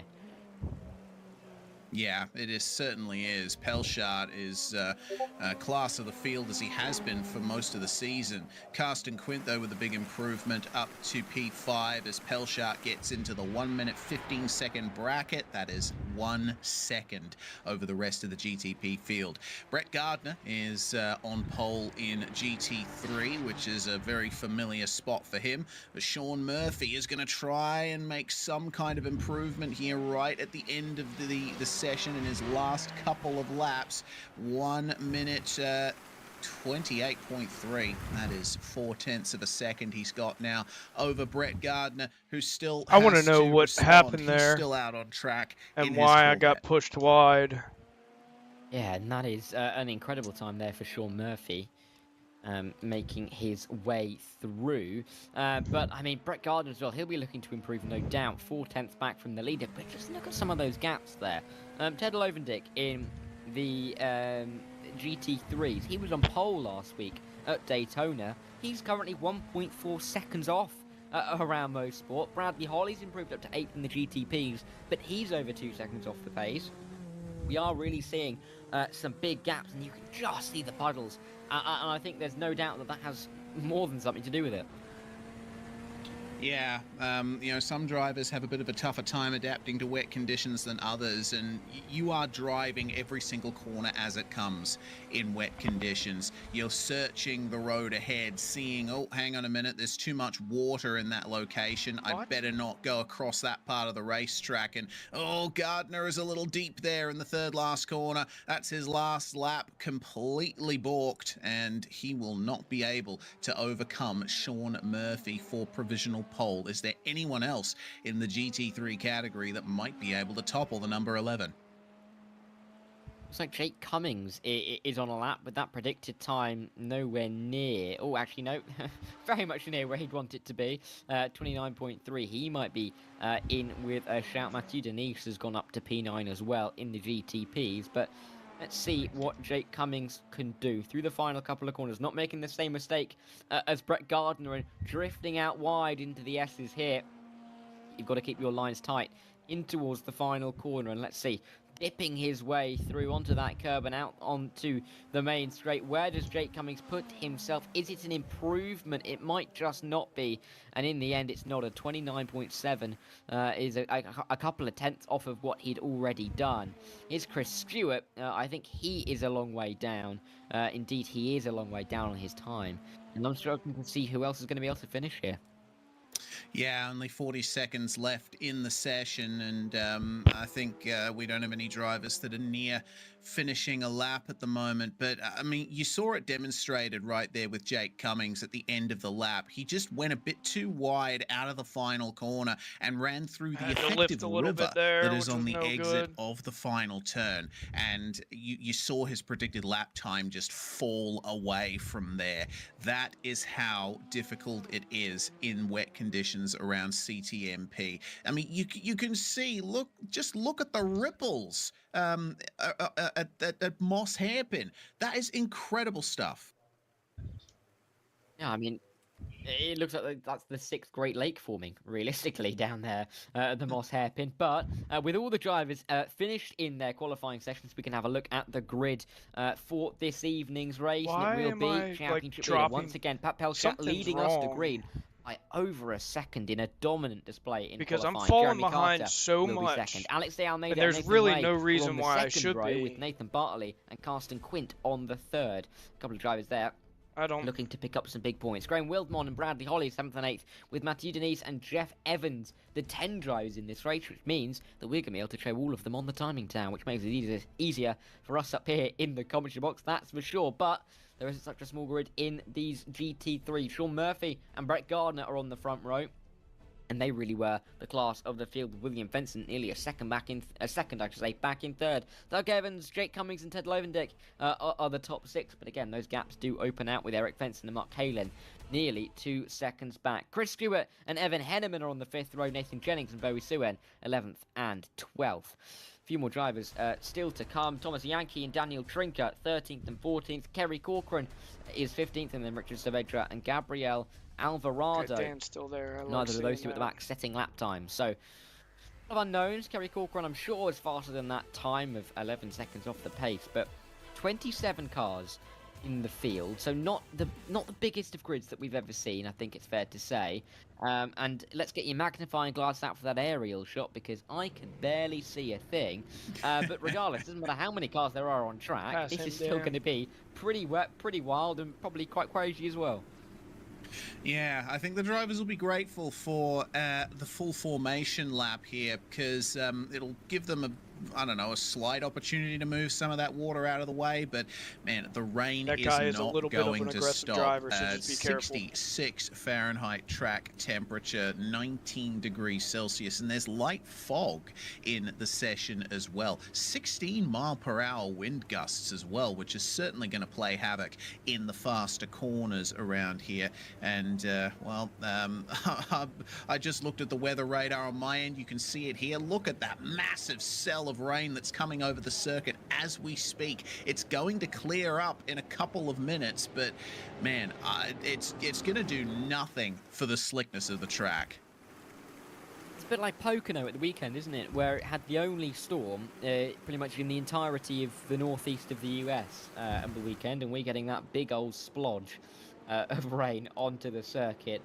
Here at Motorsport, you love to see it. We're getting a bit of well, it's a good job we're not getting this in the winter. The game isn't set to the winter, otherwise it would be very much lake effect snow, you'd think. But here at Motorsport, the rain, it is teeming, and it just feels more like a bit of a flat Spa at the moment, doesn't it? Yeah, indeed. Goodness gracious. Well, now we'll oh wow, yeah, you see just how deep the puddles are at the moment. It's ridiculous how wet it is there on the exits of these corners, and the amount of spray that's going to be thrown up by the GTPs I think is another element we need to look out for, because these things produce their downforce through the underbody by quite some margin. Though they do have aerodynamic devices on the top, it's largely the underbody that provides a lot of the grip in these cars. So they will be throwing up those rooster tails, making it difficult for everyone further back in the field. And let's just see then. Who's going to be able to... Oh, hello! Someone's gone around. Oh. Someone's gone around before we even got going in this race. Is that Graham Wilton? It is the number 53 car. And Graham has already spun himself around, just showing how difficult these conditions are, because he wasn't even at full pace. Yeah, it's really interesting. He just got on the power a bit too hard at the exit of Moss there. And the white line, I think, as well, and the curb, you know, they get extra slippery in wet conditions. So I think that's the reason why he spun around. Keep an eye out for that throughout this race. Drivers touch those painted white lines on the edge of the racetrack. They are guaranteed to go around. Yeah, let's see what does unfold here in Canada. Pat Pelchat looking at his flag. It looks like this is his home race, and I hope I'm right on that. So let's see if he can deliver and extend that championship lead here on home soil. That we've got the LMP, the GTP battle on the left, the GT3 battle on the right. But here comes Pat Pelchat through the final corner to get us underway here at Mosport for round 4 of the season. And he's got us away very cleanly indeed. No one going to be fighting him down in towards the opening corner, as they're going to be fighting in behind. Alex de Almeida is in that battle along with Jeremy Carter as well. But there's a driver off in the background hitting the wall as well, as the GTPs have all made their way through. In the GT3s, there's a car around already as well before they've even got to the line. So there's always drama in those GT3s. They'll make their way through the opening corner as there's more cars into the barrier. Carsten Quint with a massive off there in turn 2. That car is destroyed. He won't be making his way around any further. We saw Jeremy Carter, Jack Hedgecox, and Darian Roy as well, I think, having problems in the GTPs on lap 1. Well, Sean Murphy is holding on to the lead in GT3, but it looks like William Fenson has gone off at turn 2 as well. There's a Ferrari behind that's having issues too.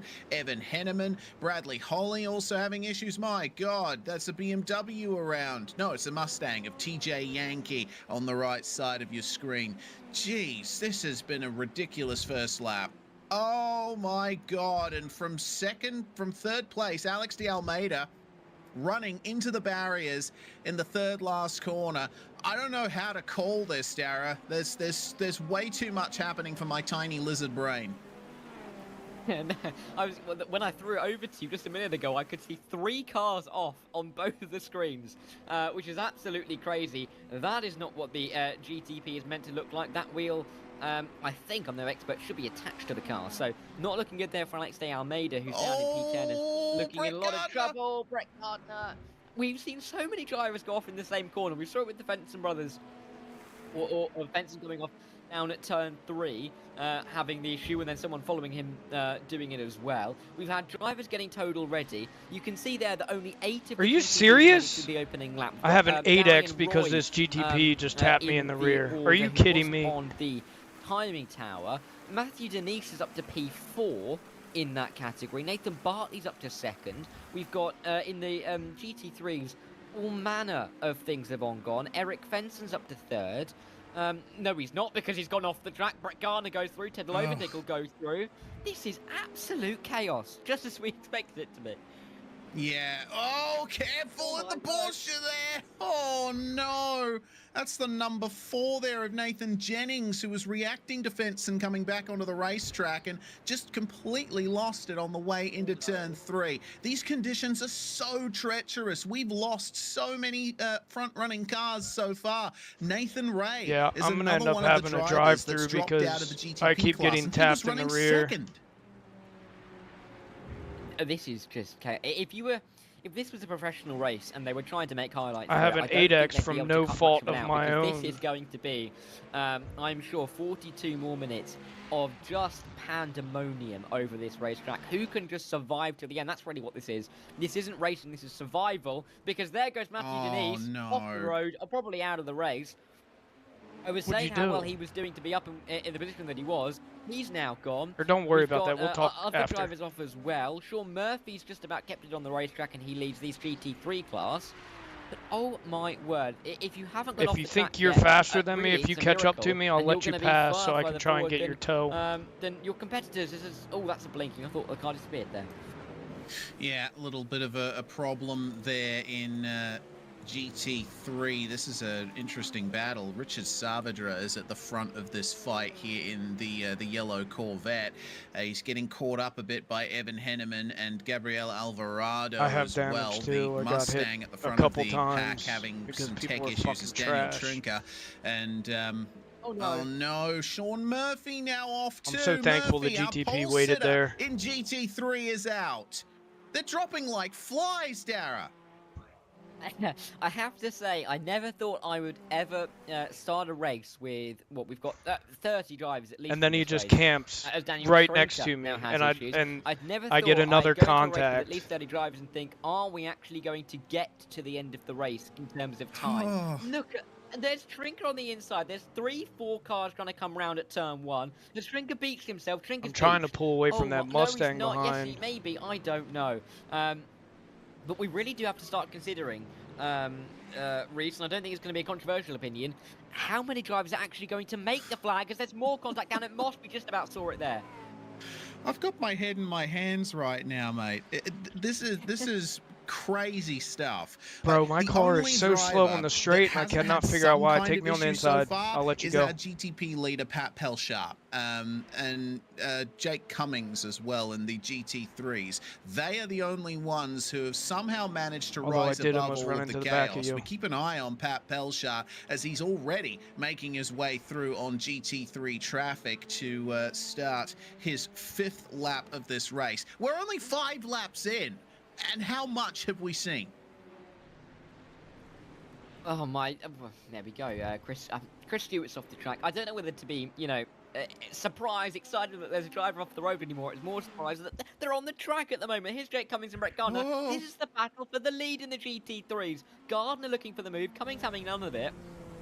Make their way down into Moss. I was going to mention that you said Pat Pelcharp's kept himself out of trouble. I think he may have had some kind of off or an issue, because he was 3.5 seconds in the lead ahead of Nathan Bartley, and that gap did come down. So unless Nathan Bartley just had more pace, there was definitely something that happened to Pat Pelcharp up at the front. But look at Brett Gardner. What can you look at? Barely anything because of the spray. Nathan Bartley was running in 2nd in GTP. He's just had a massive crash at Moss. He was trying to make his way around Richard Saavedra, and they made contact with each other. I knew you were going wide. I was just like, please don't go all the way out. Oh my God. Yeah, you see how it happened there. Rear end into the barrier, and race done. Now, I just want to make a point here. Does that mean that we've only now got 5 GTPs left? That is something. Yeah, actually, yeah, you're right. We only have 5 GTPs coming up on us. GTP coming up on us. 13 of our 14 of our 17 GT3s. Meanwhile. So yeah, this is going to become a bit of a GT3 dominated race pretty quickly, or maybe not, as Richard Saavedra is going around down at the penultimate corner. But my word. Kaglin's gone off. Glad you were able to time that perfectly. The one person I feel worse for at the moment is our broadcast director, Dustin Ollis, who is trying his best to show us and you everything he can. Another GTP coming up on my inside. Quite frankly, too much going on for everything to be shown. But he's doing a great job to try and get us all of that. Bradley Holly's up to P3, the man with the T-cam. Everybody just disappeared for a second on my screen. Then again, it's not good. At this point, the worst place he could finish is P5. So it can't get much worse. But this is the battle for first again in the GTPs, as Cummings and Gardner fight it out. Yeah, GT3 lead battle, and well, we saw something similar to this at Daytona. Unfortunately for Brett Gardner, he made a mistake in the final runnings of last week's race and ended up finishing third with Cummings taking victory. He made Jeremy Carter and Bradley Holly go side by side. He made me open my wheel in the middle of a turn, so now you guys pulled away. Managing to get the move done cleanly. Got one of the Fensons up ahead of them. Need to be careful where to pick their lines. Holly's trying to find a way through. I can't let you get away. Not going for it immediately. He's going to try and stay as close to Carter as he can here. Oh my God, the visibility would be ridiculous for the GT3s. Quite frankly, I think this race would be red flags if this was the real world. But as we are, oh, this is the T-cam. I've been waiting for this. Yeah, I do too. I definitely think I have some type of damage. I don't even know what place I'm in right now, though. I think this also might have something to do with the camera that he's using. But you physically cannot see a thing out the front there. Wow. Not a jot. I feel Graham Wildman. Wildman! Graham leads the race. Pat Pelchat, you're right, he's gone off of the track. So Pat's had an off. Graham Wildman leads. Even after all those people crashed out. Here's what happened to Pat Pelchat, just losing the rear end and just such a lazy spin, really. He's gone around, doesn't want to hit anybody. Is there a code brown? No, he gets around pretty nicely. Yeah, mine does too. I'm just not sure. Incredible. He spun around before we even started, Reeves. Yeah, wow. Shows you that I'm not sure how accurate it is, just because we have really, and I think the Graham Wildman fan club in the chat is going to be too. very happy with how things are going right now. But Graham's still got 35 minutes to negotiate, and this battle for what is now third. Sorry, yeah, it's P3. Yeah, battle for third in GT3. Lowendick versus Fenson there, trying their best to negotiate each other as the GTPs negotiate them. I mean, we have done 10 minutes of this race, 10. We've got 35 to go. This is absolutely crazy, quite frankly. There's no other way around it. But here comes Pat Pelchat trying to make his way through. Like I have no front tires. My front is just losing pushing time everywhere. To Wildman, and to Jeremy Carter and Bradley Holly as well. We might be having a three-way fight for P2 in the not-too-distant future, but Bradley Holly is struggling to get through this GT3 traffic. Oh my word, I'm going to have to, this is incredible, quite frankly. The racing has been, well, not really existent, really, but it's just absolutely sublime. Maybe a little bit of smoke there from one of the cars, depending on how much spray there is to really tell. But Brett Gardner and Jake Cummings leading the way, and they've got some GTPs very keen to get through. And I can't go faster than a that was our broadcaster 221. He needed a smoke, that's absurd. He doesn't smoke after that action. And yeah, I tell you what, I'm of the opinion, who needs caffeine? It's just coming up to 10 a.m. here in Perth, Western Australia, where I am, and well, I've already been one coffee down. I don't think I need a second after how this race has woken me up. But it looks like we're past most of the chaos, touch wood, and Ted Lowendick and Eric Fenson can fight over the last spot on the podium, but you see how much Fenson's struggling there for grip on the exit of turn 2.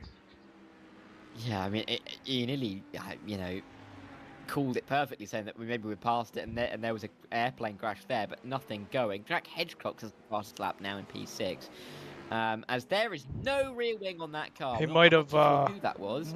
But it's tried to park it in front of you to see if he can create a gap a little bit. Before I go any further though, as we actually watch what happened, goes wide, hits the wall. Yeah, that's not ideal, but yeah, it could have been worse there for Jeff Carter, but still not ideal. I was going to say to people at home who obviously who aren't listening here in the box, Dustin in our ear often will say a couple of words just to kind of help us through of what we're looking at. And I heard the word smoke, and I presumed that that was exactly what we saw. Clearly, Reese heard the words before that. Yeah. Oh man, it's all fun and games here in the comms box, isn't it? Pelchat is having some fun out there. Look at his fastest lap, 1:19.5. That is a second clear of Graham Wildman's fastest lap, and Pelchat was able to make up in excess of 1.8 seconds on that previous lap. So he may have lost the lead, but he's going to do everything he can to try and get it back. Yeah, I mean, yeah. And this is outrageous racing that we're seeing. There's someone going off behind. You can see in the rear view mirror from Pat Pelchat's point of view. That was a GT3 going off. And a rear it's bad because I'm starting to lose you, and I'm gonna lose the. I'm gonna lose the fucking. This is just toe here it's soon. Too much to keep I think up I with, lost quite it actually. They need to slow down a little bit. There's maybe that's Jake Cummings trying to overtake Bowie Seaon, which he will do down at Moss. But my word, there's Jeff Carter in the pit lane. Yeah, for reference, Jack Hedgecox is P6 in this race. He is 2 laps down. 2 laps down.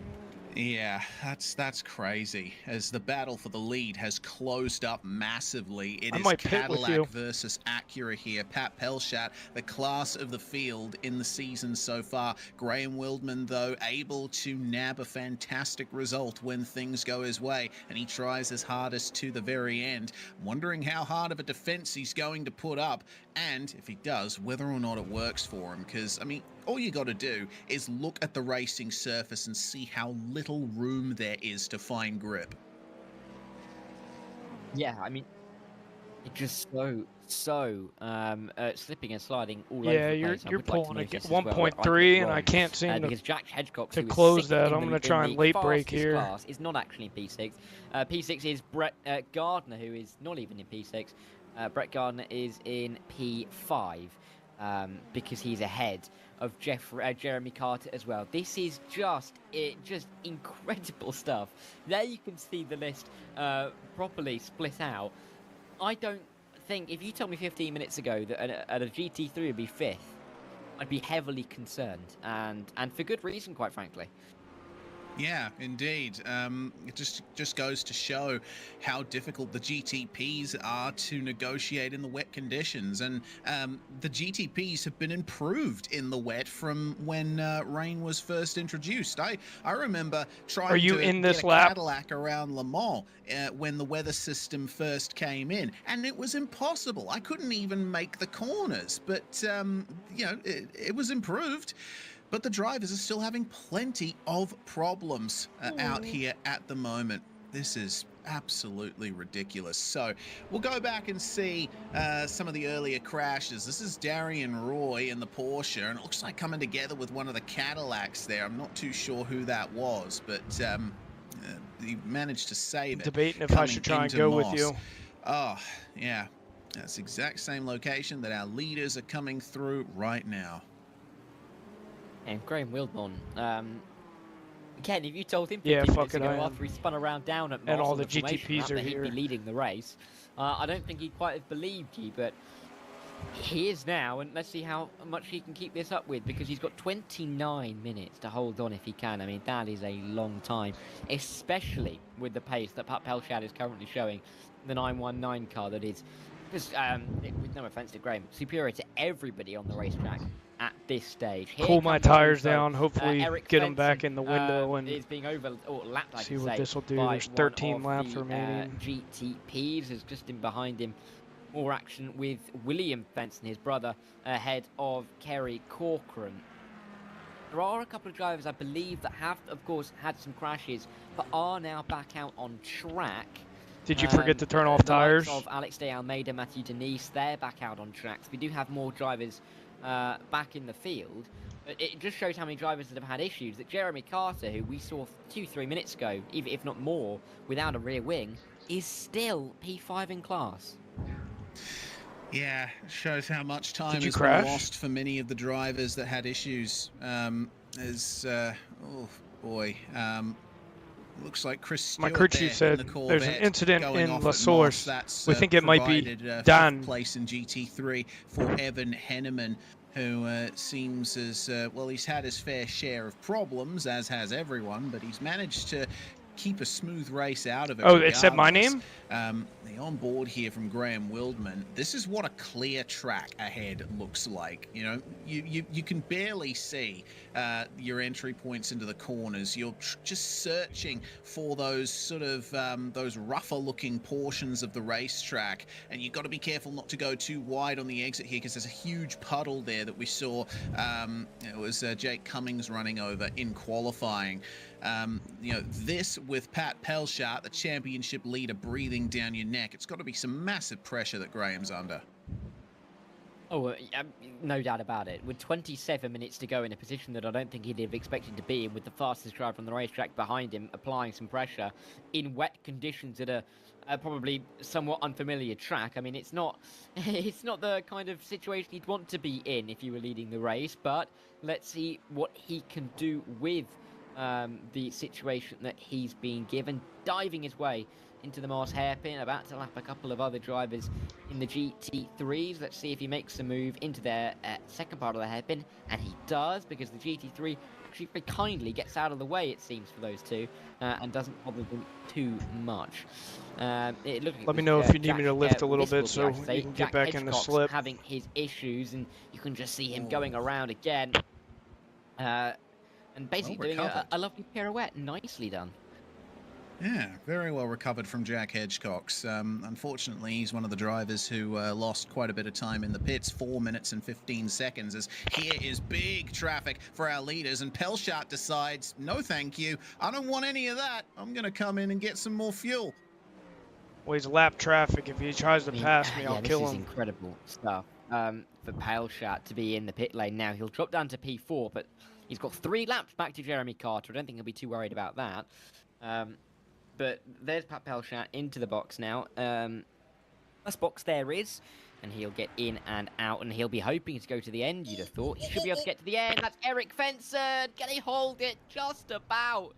Oh, my word. Isn't going to go airborne, really. But he's closing on me so fast, and I don't get it. Like, my car is so slow in the straights right now. Nearly hitting the camera there. Nearly a deceased cameraman on the racetrack. But Eric Fenson there, he's just finding a racetrack, and he's finding some grass, and he's just creating a new one, because it might be a better racing line out there. Yeah, you never know. Might end up with more grip on the grass by the end of this. Jeff Evans and Pat Pelchat at the moment. Pelchat just coming out of the pits behind Evans.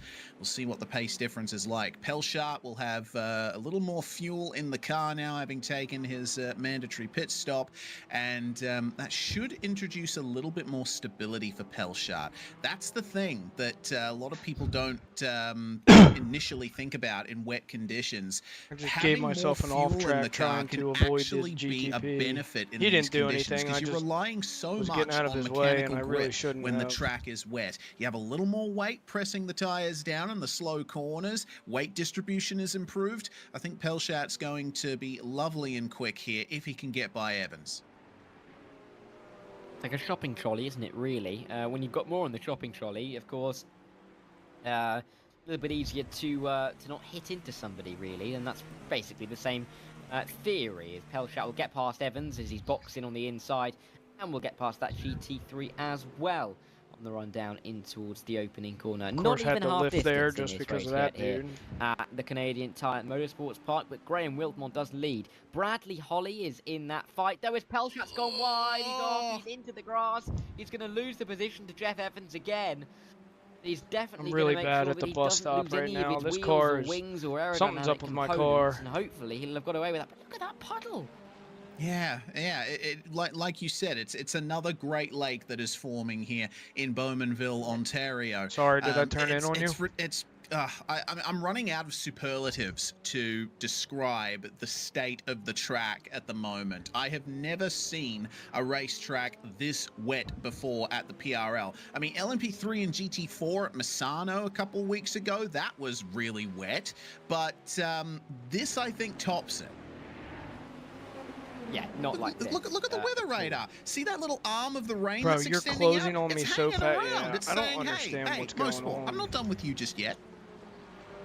No, if you can watch it again, you can just see it just appears just to make sure that it stays there. Just to make sure we still get some more rain. Meanwhile, on track, Brett Gardner slowing a little bit in this battle for the GT3 lead, with Jake Cummings taking a bit of an advantage, but he's got half a minute back to Eric Fenson, so a little bit of a cushy gap for the 151 car. Look at just the chaos at Turn 1. There's 5 cars here. Pat Pelchat's but I honestly feel like I'm driving on fucking ice skates Boxed right in now. is Jeff Evans, who's been somewhat done over again. They'll make their way down into Turn 2. There's just nowhere to catch your breath for us, for the drivers, for anybody really, as there's another move being attempted on Corcoran there. I believe that's Jeremy Carter, who's now 3 laps down, but inside line at Turn 3, you'll get that one done. Oh, not without a little bit of a snap in the middle of a corner, though. Carter, one of the many GTPs on some form of recovery. I mean, at the end of the day, I think for the majority of our GTP field, they've had massive crashes. They've had huge offs in the first part of the race. Now they're just focusing on getting to the checkered flag to try and get classified for points. You don't I feel like wanna we're in a race lose, on our own. a whole round's worth of points this early on in the season. And that move, actually, from Jeremy Carter on Kerry Corcoran in this red, white and blue car that we're just seeing now was for overall position. Just to give you a sense of how long Jeremy Carter spent in the pit lane. So there's Kerry Corcoran being, I believe, lapped there in the GT3s, having a difficult time, just trying to pick the way through these wet weather conditions. Pelchat fastest lap. Maybe trying the undercut with the strategy that he's gone for, but we will have to wait and see if it does indeed work out. At this point, there's GT3s overtaking GT3s being overtaken by GTPs. So we've got 20 minutes to go. I don't quite know what else is going to happen in this race, or how much rain we're going to get. How much more rain? Wasn't letting him take a pass in it's fucking showing no signs rouge. of letting up. Well, the Tech Sport drivers are nice and stable in their 1-2 in GT3. A couple of positions that they've held quite a few times this season so far. But just like it was at Daytona, it is Jake Cummings in the lead. If you're faster with than Brett me, let me Gardner, know. the I will let championship you leader, pass. chasing. Brett put down some fantastic drives in the opening Right rounds. there. Some Did I break dominant really pace in early the or dry. something? He's having a bit of trouble in the wet, though. It seems like Jake Cummings just has a little bit of an edge over his teammate. And Pat Pelchat certainly has an edge over Graham Wildman on pace, but I think with Pelchat's mistakes that he's made, comparatively, Wildman has been a little smoother in the GTP lead. So I'm predicting he might be able to keep the lead when he eventually comes into the pits, but Pelchat is trying to narrow that gap as much as he can with a new fastest lap once again. These two GT3s, meanwhile, having to make way for a GTP. I think that actually is Pelchat. No, it's not. Making his way through on them, and oh dear, I'll Brett let you take me Gardner. on the inside of bus wow, stop. that was close. Yeah, that was massively close. Who was that in the end then? They are into the wall now.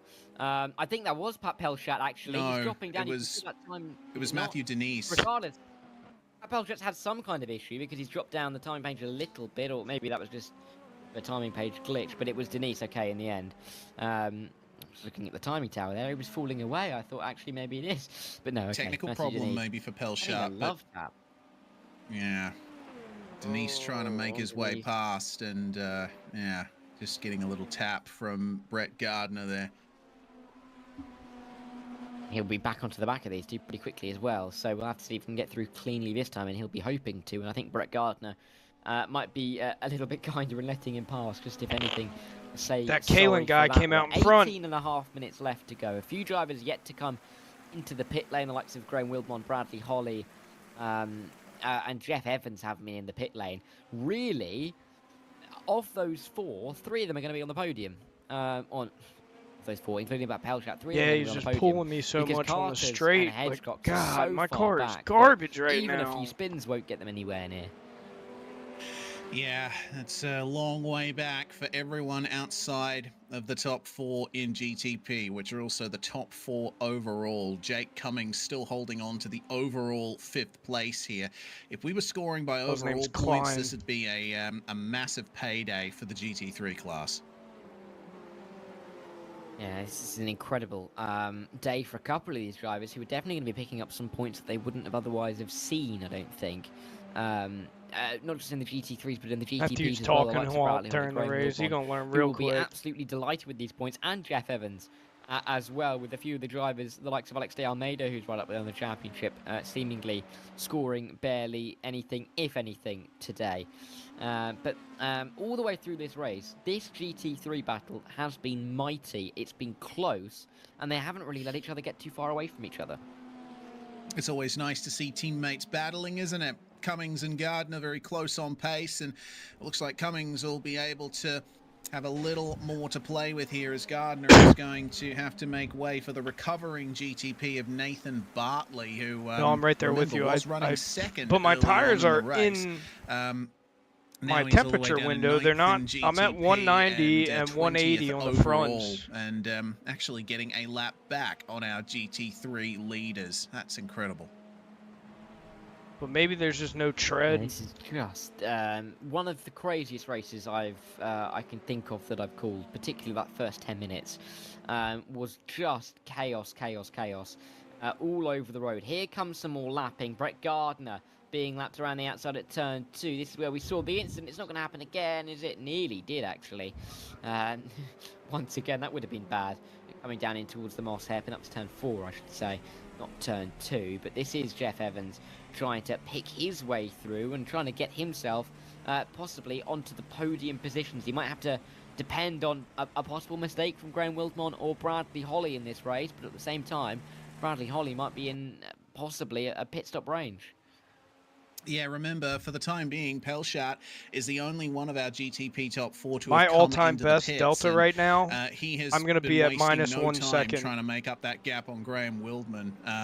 He's was at minus 1 second entering that turn, but I was even when I came out of turn 118.1, which is very impressive. There goes Gardner into the pit lane. I wonder if the we'll be seeing how endurance, they check the medium out downforce Eric endurance and has Ted a whole Lowendick, different but setup. I get the feeling it's I think Gardner's going to maybe just hold on to the second place, but Fenson currently making his way into the final couple of corners. Careful not to run too wide.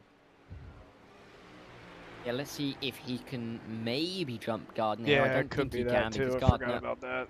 is already rolling once again, and there you can see out of the pit lane, so comfortably aired, not even a question in the end, and Eric Fenson will have to settle to stick in P3 for now. Probably needing quite a big mistake from one of the top 2 to get any higher up, but a P3 would be, I mean, a very good result in conditions such as these. A quarter of an hour, though, left in this one, as we have done 2/3 of this race. Bradley Holly, I need you to catch up, man, so we can take this dude together. Graham Wildmon here, and he has been consistently. Graham Wildmon being caught up a little bit by the cars in front of him, and whether this is a battle for P2 Roger, I'll or stop talking. I won't let you know pertinent info around as well, this could become really interesting in the final 10 minutes. Oh, it certainly could. Pelchat was the fastest car on track that last time by 0.3 faster than Graham Wildman. Bradley Holly, meanwhile, he's driven very consistently. He's been setting times in the low 1:20 20s when he hasn't had traffic. So things going pretty well for Bradley Holly at the moment. But you can see the stress on his features, the focus that he's having to employ here just to keep the car going straight. A great array of things behind him. There we go. That's the camera we've all been waiting for. Look at that. I don't know what that is necessarily. There's some trees on the left-hand side there through the window, but I don't quite know what's out in front of him. I hope he does, because otherwise that Bro, my tires have to be done. My ass end came loose before I even reached the top of Radion. There you can see, actually, you can see the tire holdings. There's a car. So I think really it's just the camera and the light that gets through it at the moment. That's why we can't see anything on track. But even still, it looks pretty difficult to see much. Yeah. Well, Graham Wildman has come in from the lead of GTP, and now we'll see if Pat Pelchat has done enough to make his way past, and he certainly has. He is by easily and back into the race lead. So now Wildman's only hope is for Pelchat to have a mistake or have a run-in with a GT. Yeah, but Bradley Holly as well. He'll be up there in P3, and Graham's going to have to be having him in the back of his mind, especially as Bradley Holly's going to have a shorter pit stop with the amount of fuel that he will have to put in the car. Noticing that Jack Hedgecox is out of this race, and Jeremy Carters is in the pit lane, which means Darian Roy is about to put himself into the top 6 now, with all sorts of higgledy-piggledy stuff going on the timing tower in the GTPs. There is Darian Roy. When he crosses the line, he will be ahead, I believe, of Jack Hedgecox. Yeah, my little oversteer hiccup and then he'll probably be ahead of Jeremy in a Carters in Rouge the not too distant future. scared the shit out of me, honestly. Is that one of the leaders? I would have been okay with the slowdown with how bad it was, but thankfully I saved it and was able to make the turn. Gardner's got no front end. Fence has gone through. Someone else has gone around at that corner. It is all kicked off there. There's 3 cars involved, and I think they were all in different parts of the, well, in different races with each other. I've just seen what happened. So, unfortunately, it looks like Richard Savage caught the grass right in front of Brett Gardner. This is disastrous here for Brett. You see the spin there for Savage. Gardner has nowhere to go and loses his front end. Fenson thinking, oh, I might have a chance here, but he's found himself with some troubles as well. And Richard Savage will not be feeling good about that. He just made that error all on his own down the Mario Andretti straightaway. My goodness, what a change. And it means that Eric Fenson's now in P2, and Ted Lovendegg is up into 3rd, despite being nearly 40 seconds off of Jake Cummings here. This is what happened. Saavedra, oh yeah, just completely losing the car. And then that just started the chain reaction, isn't it? You can see those 3 GT3s, Fenson ploughing into the corner. And then it all kicked off in the mid-corner with someone else going around there. So, crazy stuff, really, down at the S's. But that's the kind of thing you can get with, you'd say, a lack of visibility. Yeah, and maybe, you know, not being quite aware of where the edge of the racetrack is in Richard Savadra's case. That's such a shame because, man, it means that it's given a huge advantage now to Jake Cummings, who still leads our GT3 class with 0 pressure from behind, and he still hasn't come into the pits yet. So, yeah, it's going to be tough from here on out for anyone to get a run up on him. Can't see anything in front of that GTP there. I'm not too sure who we were looking at there, but man, it can't be fun with no aerodynamic device on the back of the car. Yeah, Carsten Quint, I believe it was, having no rear wing, the number 55 car struggling along and probably having to come into pit road again at the end of this lap, if he's going to even get to the end of the lap, it seems. As that, well, there we go. A magic dust appearing as he's just spun the car around. Hardly surprising when you've got no rear end, and that is a bit of a joyride, really, isn't it, with the big bump? Yeah, certainly a joyride for the right rear tyre that was detached from. I think I'm going to try the bust out in second because I can't get anything else Graham to work. Wildman, he's got about 12 seconds to make up on Pat Pelchat at the moment. Sorry, 8 seconds. My apologies. Don't know what my timing screen was doing. But, yeah, this is going to be the battle for the lead effectively. Pelchat still holding the fastest lap and still running very quick times indeed. But it remains to be seen whether or not maybe I'll try second for that too in the last 9 minutes of this race. Yeah, but it also depends about Bradley Holly and how long his pit stop takes here, because I think it's going to be quite close between those two with Holly and Wildman on pit exit. Darian Roy's up to P5 in the GTPs. Jeremy Carters is out, despite the fact that Darian Roy is 6 laps down.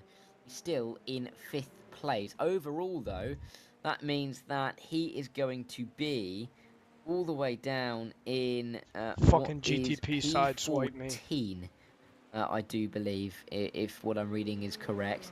So just simply incredible, really, that we've got more cars in the top 10 that are GT3s than we do that are GTPs. Yeah. Oh dear.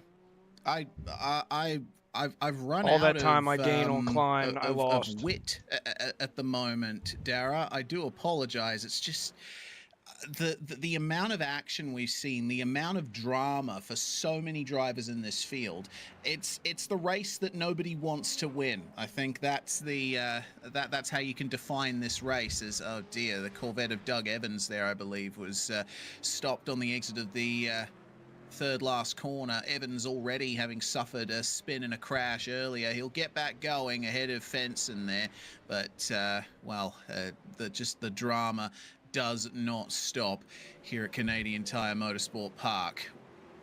Oh, Graham Wildman even. No, sorry, I thought I was just going to say that Fenson just sees all the action happen in front of him. There's someone going around there at turn 3. There's William Fenson off as well. There's 7 minutes left, and maybe concentration is dipping just a touch, but there is still a lot going on. Here we look at Jake Cummings, the race leader, making his way through on a very injured GT3 car. Then comes to the inside is, I believe that could also be Darian Roy lapping him. I might be very wrong on that one, but there is a GTP coming through. Wasn't Darian Roy, very much shown up there, but it was one of the GTPs, that's for sure, making their way through, and Jake Cummings will be lapping another one of his GT3s any as chance well. of me passing Klein is gone because the GTPs were dive bombing. He's looking at another 4 more laps, 5 at a push to go.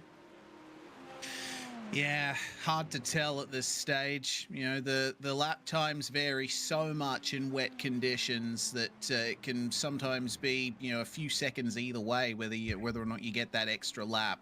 But I think for Jake Cummings here in the lead of GT3, he's got practically nothing on his back at the moment, still running that slightly wider line coming out of the final corner, maybe just entering a little too hot. Yeah, and I honestly couldn't care less about your race. I have an 8X because of 17 GTPs. seconds back to Eric Fenson, so he can just afford to cruise here in the final 6 minutes.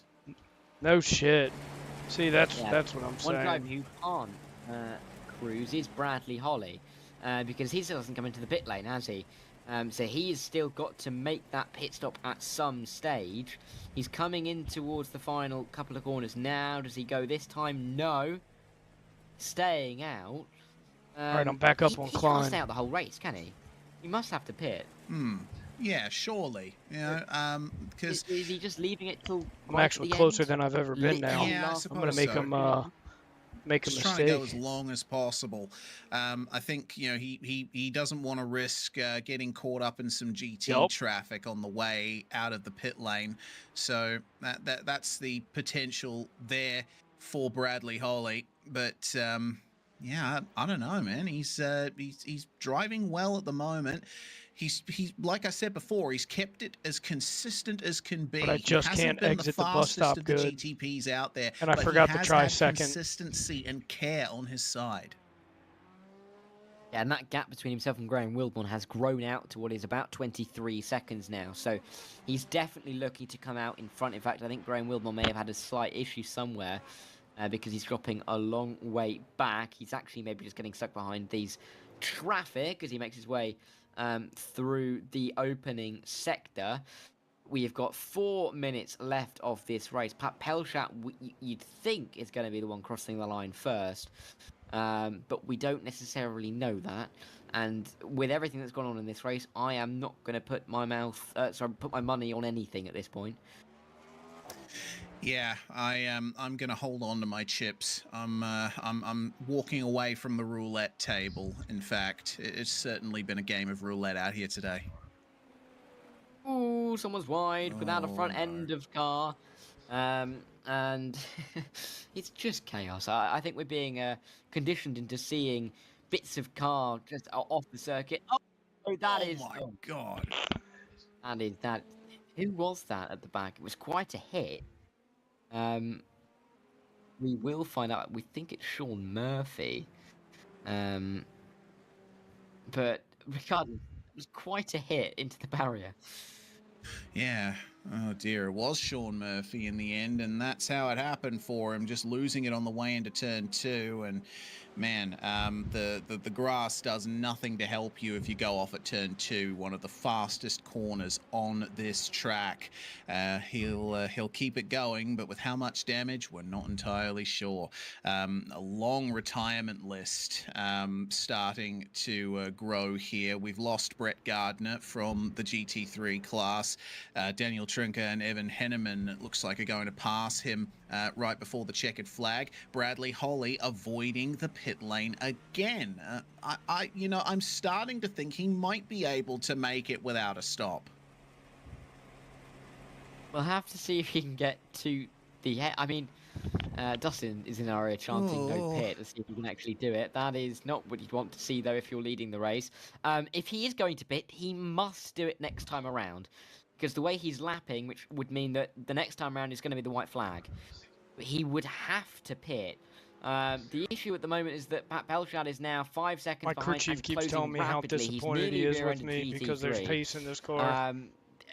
Yes, there's no other way to describe it really apart from what on earth is going on. Because Bradley Holly, is he going to pit? Oh, Pelchat's in here. They're nearly 3-1 with the GT3s. There's a GT3 going on. No shit. GT3! My word, that was quite a code brown there for Pat Pelchat. He nearly got tapped in the rear, just praying that Bowie Seaon didn't just go a little bit further into his line. Graham Wilmont's behind this as well. Where's Bradley Holly? Because is he going to come into the pit lane? He's going to be approaching it pretty soon. Does he pit or does he stay out? Let's see. He's into the... Oh, no, that's Bowie Seaon going around. So close to cleaning up that Pelchat. Yeah, it was not far at all between them. And I have to tell you, Bradley Holly's gone around again. Bradley Holly's taking the checker next time around. He is indeed. And, well, this is the view from Seaon back onto the racetrack. There's Pat Pelchat just flashing by in the windscreen. But... wow, this has emerged as a fantastic drive from Bradley Holly and also from Jeff Evans too. It looks like Evans isn't going to be completing the race with a pit stop as well. This is something that we did not consider. The fact that, you know, you're driving more carefully in the wet, you're using less fuel. And Holly has just been metronomically pumping out times in the low 1 minute 20 second bracket for the majority of this race. He hasn't always been up the top in the GTP class in the dry, but the wet always throws up an interesting result. And Bradley Holly pulling a strategy masterclass here today. I'm going to be honest, I didn't quite think it was possible or even allowed to not pit during a race, but maybe it's because it's so impossible generally that it wouldn't even need to be a rule. But regardless, Bradley Holly, the man with the T-cam, he's not had the easiest of seasons so far, but all he has to do is make his way through the final corner. I think we're going to have... yeah, that's Jake Cummings. Is he going to make him do an extra lap? No, I don't think he will. So that does mean that at the same time crossing the line, we have Bradley Holly winning in the GTP category, and we have Jake Cummings winning in the GT3 category. Quite frankly, one of the craziest races that PRL has likely ever seen, with 45 minutes of just abject chaos and pandemonium. But Bradley Holly, the no-stop strategy, it's worked for him, and he's won the race ahead of the championship leader.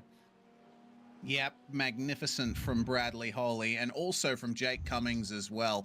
The picture of consistency and cleanliness, he was basically mistake-free all race, this red Corvette. Really fantastic drive and good points for the team still. They would have hoped that his teammate Brett Gardner would have made the finish, but at the very least it is I just still passed a him on the tech outside sport of that one Corvette turn, on that top left-hander here before in going into PRL Poulan. GTP and GT3. Yeah, an incredible race. There's no other way to put it, really. It just well, he almost took us both out because crazy. Cars everywhere. he Darian couldn't accept Roy, it. He's finished 5th in the GTP, 7 laps down out of the 12 that started this race. Just incredible. Nathan Bartley is out of this race, which means more than half didn't see the flag. There's Bradley Holly coming back to the line, just parking it up, taking his rightful acclaim, but we have got the results. as he does some donuts on the start-finish straight. He doesn't need that rear end anymore, doesn't mind if he hits it. But he is the winner of this one by only 6 seconds in the end to Pat Pelchat. Graham Wildmon and Jeff Evans were the only others on the lead lap. Darian Roy finished 7 laps down. And then the non-finishers, Nathan Bartley, Jeremy Carter, Alex de Almeida, Matthew Denise, Jack Hedgecox, and then just the 2 others, or 3 others even, of Carsten Quint, Nathan Ray, and Kevin Santana. The 13 drivers. Pelchat gets the fastest lap, but wasn't able to get the win. In the GT3s, it was Jake Cummings. That dude thought he could break in the Chevy, who later than me going into the bus stop and completely blew it. The leader of the Fenson brothers in P2, and Ted Lovendick in 3rd. Chris Stewart was 4th, the only other driver on the lead lap, as of course the 2 winners crossed the line pretty much in unison. William Fenson was 5th, a lap down. Bowie Seaon, after that late lap spin, nearly taking out Pat Pelchat, finished in 6th, would you believe. Kerry Corcoran, who it felt like was lapped, finished 7th. Daniel Trinker, Evan Henneman, and Brett Gardner, 8th, 9th, and 10th. And I think a few of these guys not he's seeing closing the flag. so much on me on the straight because my car, I guess, has damage. Yankee, Richard Saavedra, and Nathan Jennings definitely not seeing the checkered flag. And there we can catch our breath. My word, Reese. Quite frankly, one of the many races that have happened in the iRacing sphere, but one of the best that I think I've ever seen. Yeah, I mean, it certainly didn't lack for action, did it? Just an incredible race, but amazingly, no pit stop, and to the win for Waterback Racing's Bradley Holly. You're with him now. Yeah, but it's so crazy, man. My front and rear feels like I'm driving on fucking glass. How did you get to the end without stopping? How close were you on the fuel? I had 0.3 of like the tires did not feel like this at all in any of the practice sessions I've done. That is incredible, though. I mean, a ridiculous result for you. I mean, I think it's fair to say you've not had the luck so far this season, but you were able to keep yourself out of trouble this evening. How difficult was it not to, be involved in one of the many incidents that we saw? Extremely difficult. That's what I'm saying. I don't feel like I am in control at all.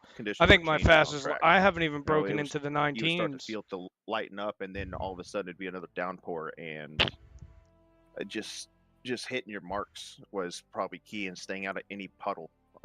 Probably the scariest part was being behind any other car in the spray.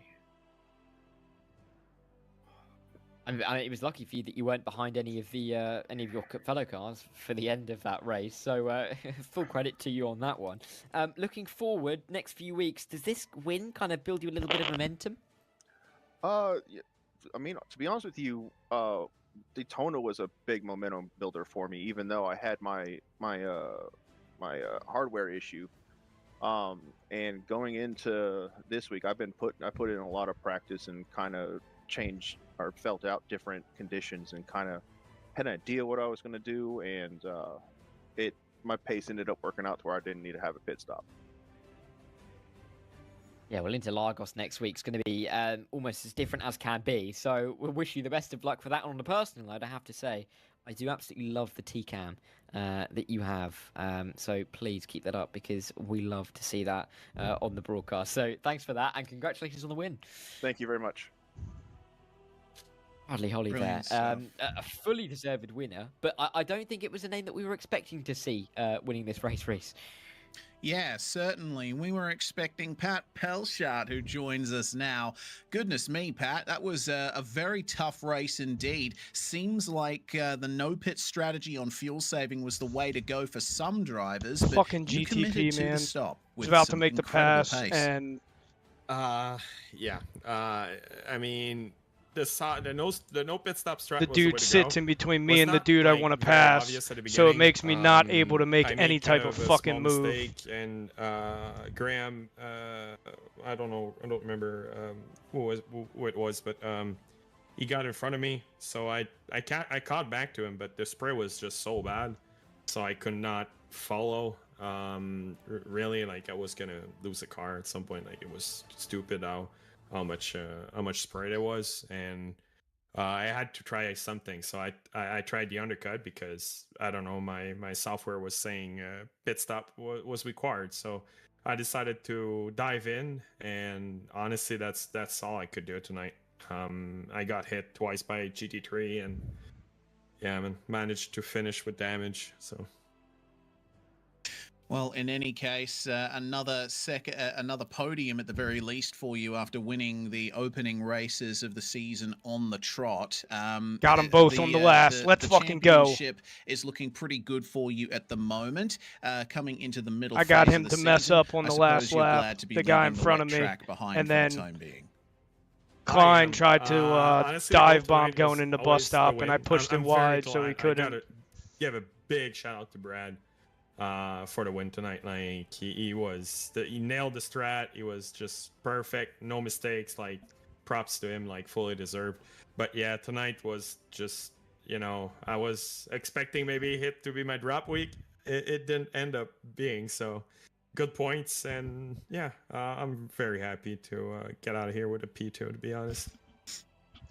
As you should be. Well, congratulations, Pat, and hopefully we get a chance to talk to you after Interlagos next week.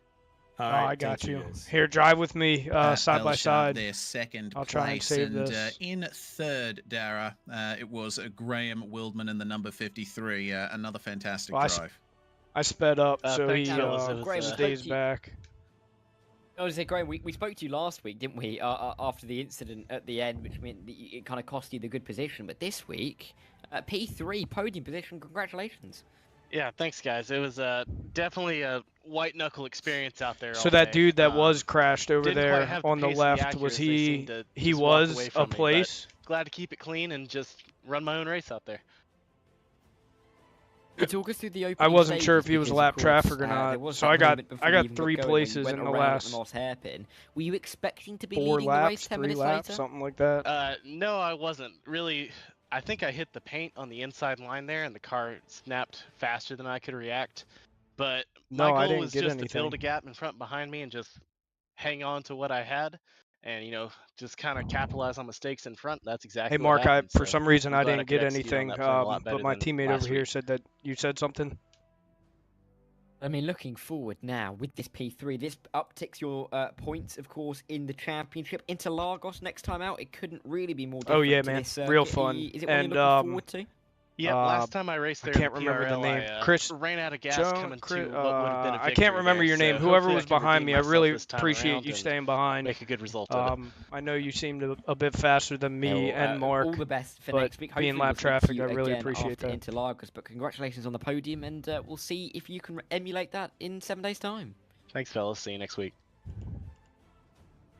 Graham Wilman there. Yeah, I forgot his name, but GTPs and he only 4 drivers within. He was definitely faster than me and Mark, but Mark was in front of me, and we had that. He was lap traffic, big so disparity he 100% in the gaps in the GTPs. We didn't quite have it in the GT3. I thought he was going to try and be stupid because there was a couple times where like he was making a drive into me really good. Congratulations on that. Yeah, he ended up just me and Brett were talking going. about that with. Did you run out of fuel? I saw on the relative that after the first 3 laps, only 6 of the 13 GTPs weren't in the pits. So I was like, man, we might get a pretty good overall result out of this too. Bit of bragging rights, but I have yeah, 1.4 laps. I always. How much do you give yourself for auto fuel? What do you do? What's your margin? 6 or 7 typically? laps. Once I got in the session, I was just like, do not wreck. Pace matters the least of anything. Oh, you leave it there. You don't adjust that at all. Keep mistakes to a minimum, and when you do make mistakes, recover quickly and make sure. Oh, I can't do that. That's so nerve-wracking to me because that margin is just too tight. And I've had it where if I didn't fuel save on the last couple laps, it would have been I would have ran out. My teammate Brett had his issue. I was worried I was going to be next, so I brought it way down, just kind of. Took a chill pill and Tachyon. The first race I did the auto fuel with them. I was because it's and, you know, for some reason it felt like it was a little bit longer after. The fact that we had such deep puddles on the I did 1 lap. It was when I was at Brazil. I did 1 lap, and if I wouldn't have done that, or if I wouldn't have fuel saved on the last 2 or 3 laps, I would have ran out of fuel. I just bought a new gaming PC the other day, and I've still been dialing in everything, kind of seeing, like testing the limits of it. And at first I had it set to, you know, there's a setting in the That's graphics crazy. where you can I'm gonna set save this how whole sharp replay, and or, I'll like, dig through it detailed you want at some the point, reflections. and I'll grab some And I learned in some the practice pictures of session, you and that I it's when very we were important close to have together, that high, and at then least when the some rain post-race is active, because it helps you pictures. see the puddles a lot easier. The cooldown Because in my lap pictures, practice laps and beforehand, I'll I do was just a going nice right little through 'em Instagram and post with them, losing the car, and having no idea what the I heck will I did wrong. So that helped quite a bit. share them on the And Discord. yeah, it was, couldn't see a thing when anyone was in front of you, and then my teammate, first time he got past me, he blew past me, and then he kept making little mistakes, got right back in my way, couldn't see again for a few more laps. So it was just, fighting visibility and fighting just getting around those puddles, and sometimes you have to drive through them, Yeah, sometimes you you have too, to man. negotiate around I was them, hoping that sometimes you were gonna be able go to like stick half with and me half when just to make sure you can we keep on came the out of the road and pits, keep your car in one piece, and so we could kind of managed tag to team do that that. slipstream, Wasn't because a I'm ton gonna of fun. go Went back by and look faster at than I thought, but these definitely glad for it to be over. these Yeah, I bet contacts you that I you'll be got, welcoming the because clear I don't conditions understand in how it Brazil happened, but next week. I have Thanks an for joining 8x us, just Jake. from Congratulations. GTPs. Thank you guys and once again. Have to a me, good it's night. absurd. It shouldn't happen. Brilliant stuff from Jake Cummings, and also brilliant stuff from the 777 of Eric Fenson, who's with us now, Dara. Yeah, Eric, welcome in. Congratulations on the P2. Talk us through how that race was for you. I mean, you were in the thick of it almost all the way through. You were on the replays more than I can count. I mean, how difficult was it out there? I wasn't sure if somebody took you out or if you took somebody out. When I drove by, I saw you sideways, and I was like, wonder what happened there.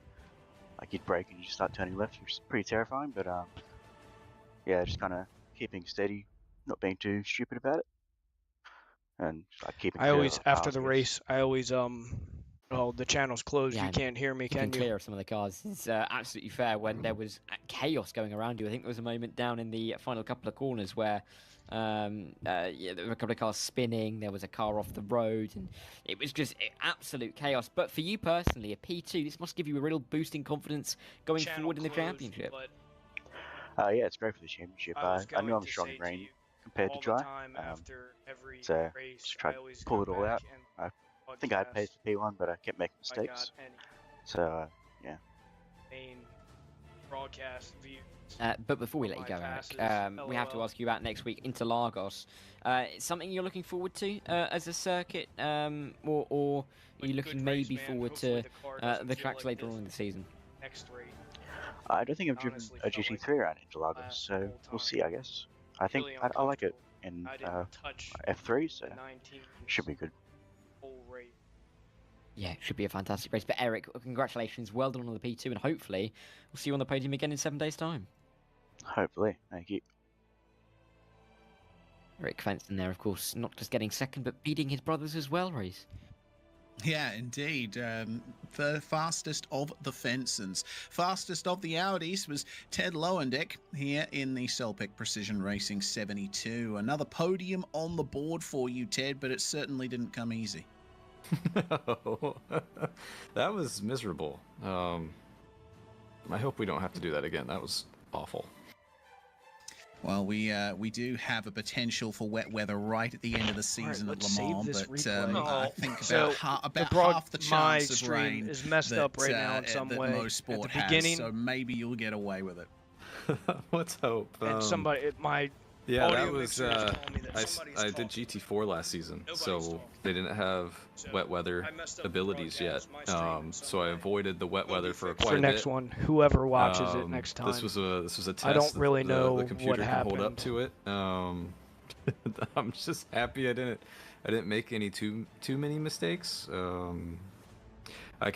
was really funny. I forget who it was that was in front of me. I was holding them up. Who was it? I don't know who it was, but the guy in I think a Ferrari. I was holding him up. It was obvious. He finally got around me, and then he'd make a mistake, and I'd catch back up, and then he'd pull away, and he'd make a mistake, and I'd catch back up. So it's like fishing. He had the string, and I would reel him back, and then he'd go away. It was an interesting time. Well, regardless, it's another good haul of championship points. Aside from the fact that it's going to be dry, are you looking forward to Interlagos? I don't mind the track. I actually like it. it usually favors the turbo cards, and we don't really use a BOP in this league. So the BMW, the Ferrari are probably going to be really good.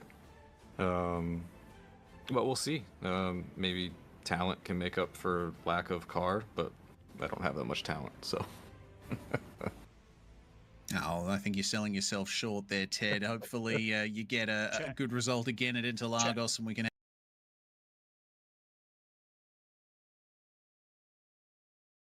So I muted something. Is there sound in the...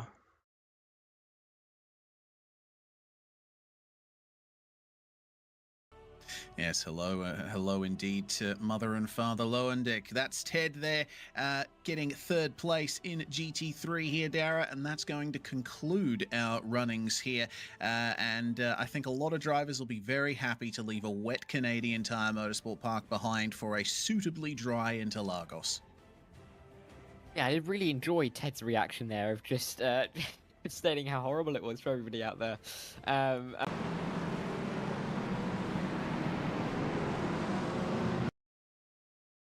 Well, I don't know if that might have fixed it. There's nobody talking now. So, again, for all the people, all 2 people that viewed this, I apologize for the mess up. The 2 people that watched this is probably me, and my girlfriend probably tapped in.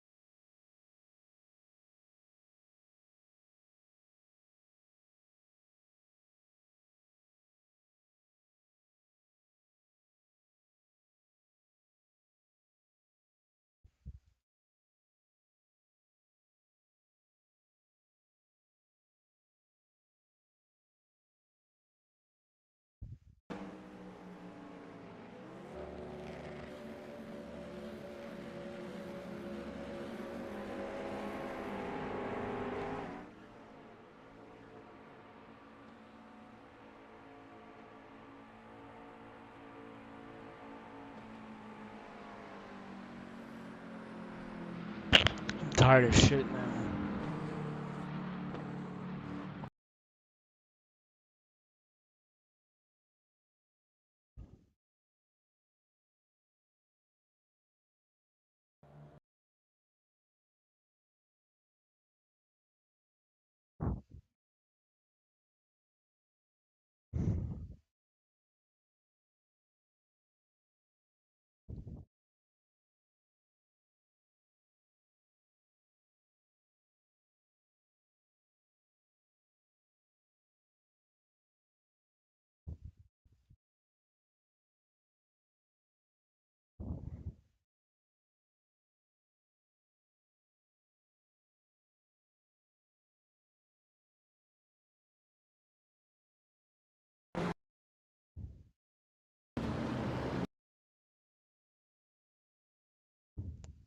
Did I spin there?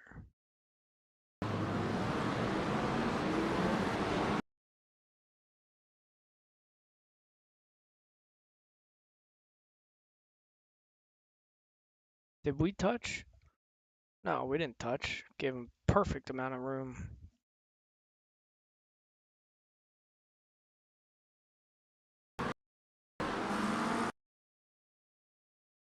Ooh.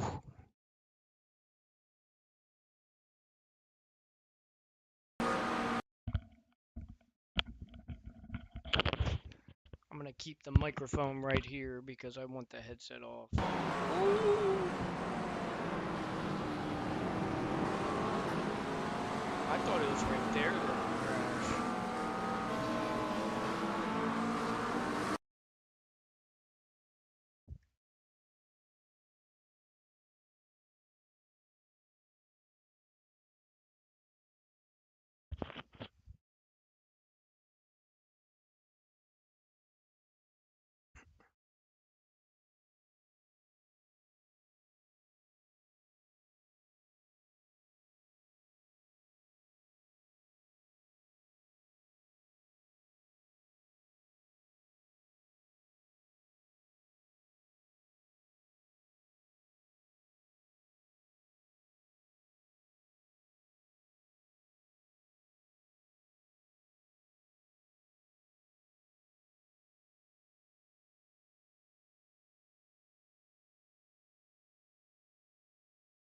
Also, I don't think you're going to get protested for that, comma. Yes, you did tap into him, but you didn't take him out.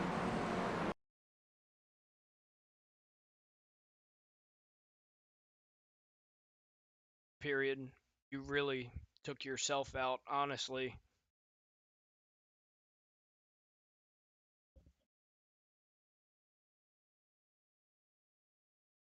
I thought it happened up there. Damn, that shows.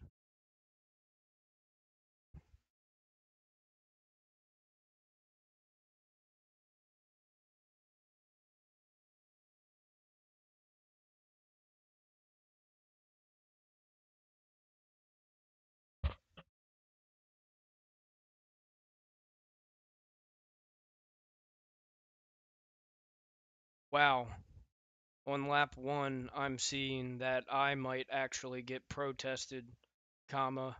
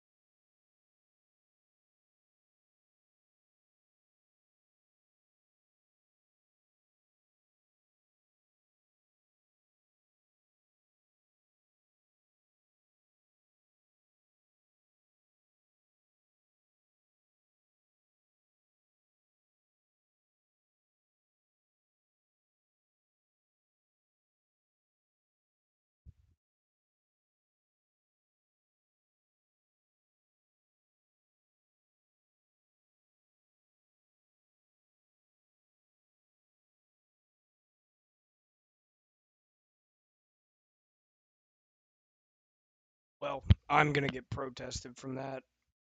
That sucks. I really did not think that this is how it went down. I thought it was a little bit different. So I'm going to be honest. In this, I thought somebody went to his inside because I saw a GTP after we came out of this, but I guess I kept turning into him. I didn't feel that contact. I'll be honest. It was... Shit, I'm trying to look at my phone. It wasn't until right there that I felt contact and I opened up my steering and I thought somebody was pushing him, but that's not what happened. I turned into him and I feel horrible about that. It's not even that I turned into him. I thought I had more space than I did. I'm definitely getting a penalty for this. This was by no means intentional. Because if I would have known that I did that, I would have been in my head the whole race. And this isn't at all how I thought it went down.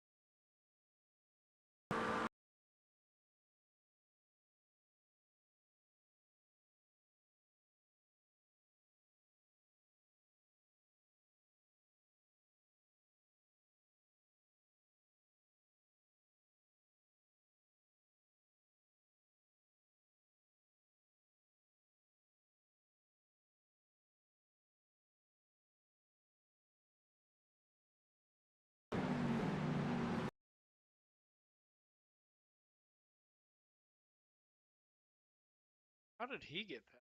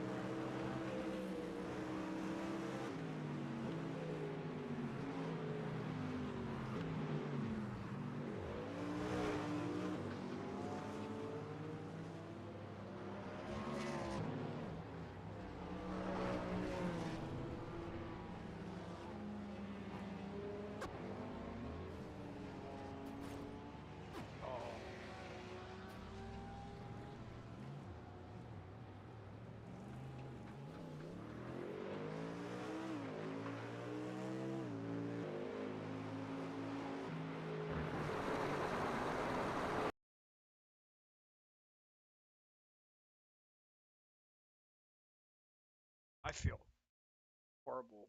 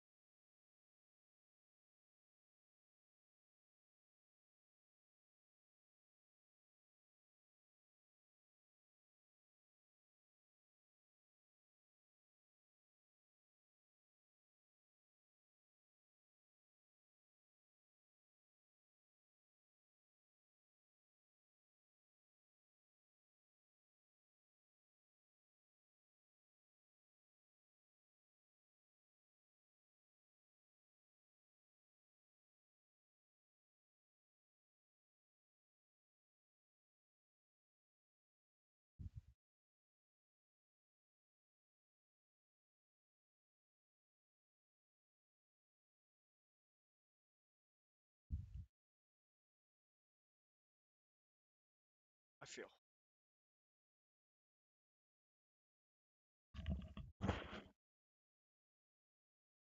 Sound.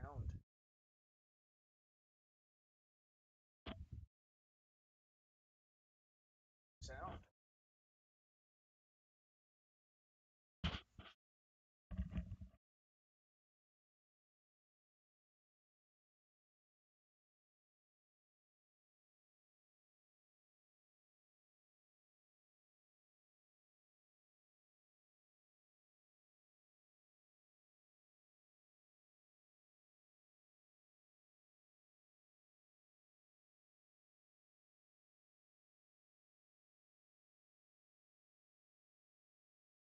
Show with a few McLarens and BMWs thrown in for good measure in that class.